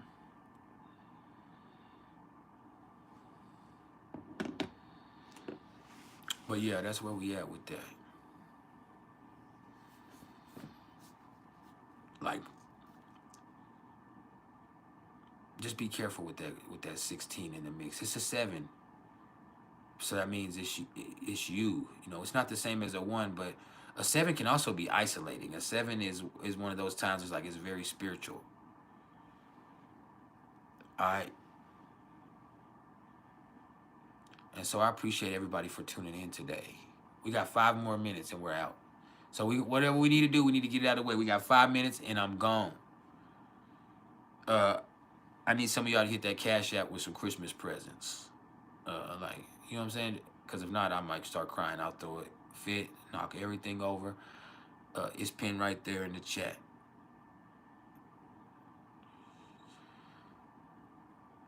You said you have a 27-degree Virgo ascendant. What happens when the nodes transit your ascendant?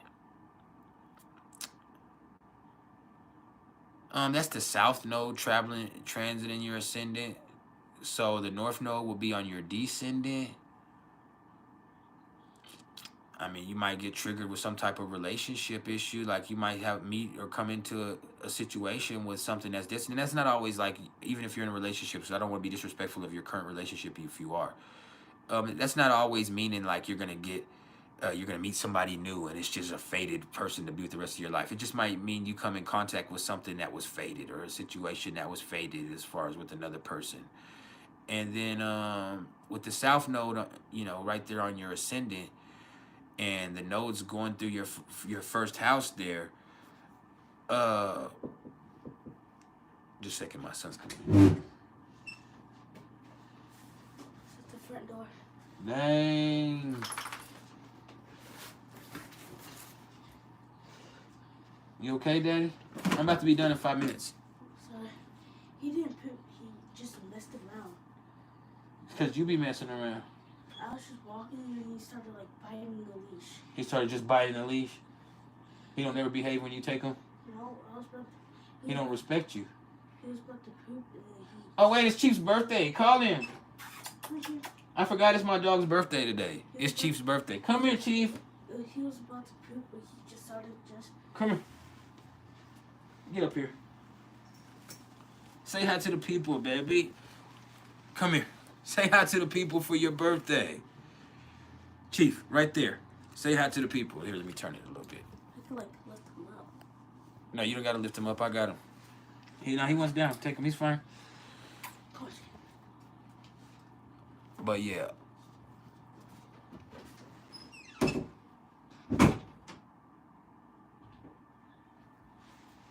It's my dog's birthday. I knew I was getting too bougie when I started celebrating dogs' birthdays. As a kid, I don't ever remember no fucking dog's birthday. We grew up in the hood. We ain't giving that dog's birthday. But now this is my fucking dog's birthday. I'm finna go give him a chicken fried steak. Yeah, we made chicken fried steak last night. I'm finna go give him a chicken fried steak. Get him a pup cup. Give my little nigga a pup cup. Finna play with his rope. to my baby. That nigga loves he loves toys. He gets so, but he's real selfish. He's a Capricorn. He loves his stuff. He don't like nobody messing with his toys except him. And so, he knows where all of his toys are. Like, he knows where all of his toys are. So he goes and looks for them, and he keeps up with them, and he knows where he last put each one of his toys. That motherfucker's real smart. But he's like, I'm finna spoil my baby. And then my lady's birthday is Christmas Day. So I won't be back until Friday. All right, we taking a break all the way till Friday. I was going to take a whole week. Y'all better be lucky. I don't think I could go that long. But I will be back on Friday. So I won't be here Tuesday, Wednesday, Thursday, Friday. I'm taking a 3-day break. And we'll be back on Friday. I love my dog. As y'all know, I love my fucking dog. That dog is my heart. And I love my baby, my son right there. I love all my sons. But it's not like favorite. It's just he's a daddy's boy. My other sons, they're teenagers. They don't give a fuck about me. They really don't give a fuck about nothing. They're Gemini moons too. They don't give a fuck about nothing. My 2 older sons. My older son gives a fuck about his girl. He's a sucker. I hope he sees this. He won't, but I hope he sees. The nigga's a sucker. I'm gonna have a talk with him today. Matter of fact, he's a Gemini moon, but he has Venus in Cancer. I'm just gonna have to go tell him, sit him down, tell him we ain't doing all that simp shit. He's only 15. You better stop simping so fucking hard. You come from players. I'm gonna really, for real, have a talk with him, because look, this is what happened. They gave him. He got a whole bunch of Christmas money from his grandmother, right? And from some other people in the family gave him some Christmas money. So he had, a couple $100 or whatever. And so the first thing he doing is he's like, I'm finna go buy something for my girl. He's like, I'm finna go buy something for my girl. And we had to stop him like, nah, bro. It's like, she ain't bought you, like, on her birthday, you didn't spend all the money you had on her birthday. She didn't get you shit for your birthday. Every time y'all go out, she don't go out. It's always an excuse why she can't go out. She came to his football games. Her and her mom come to his football games, but, like, hell nah, bro. You better not go spend no money on that motherfucking girl.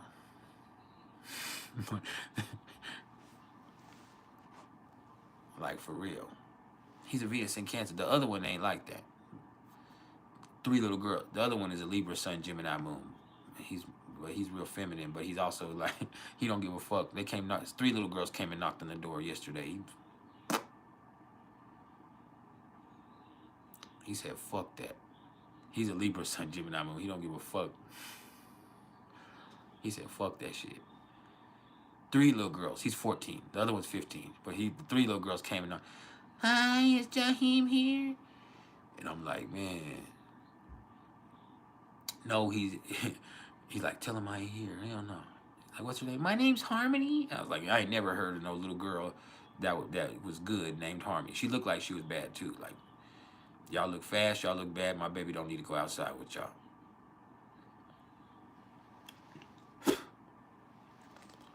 Finna have my baby with these Scorpio placements out here. Hell no.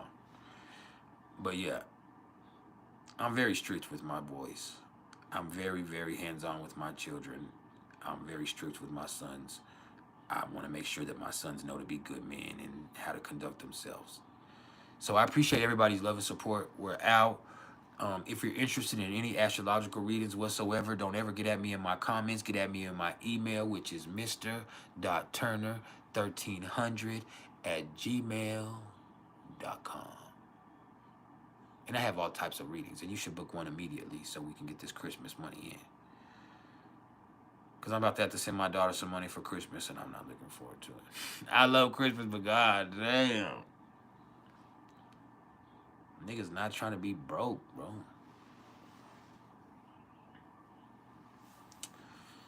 And I got a bonus coming from YouTube, but I guess I thought I was supposed to get it this month, but I guess because they ended it, the qualifications for it this month, I won't get it till next month, and that's stupid. It's so stupid. Like, for real, that's stupid.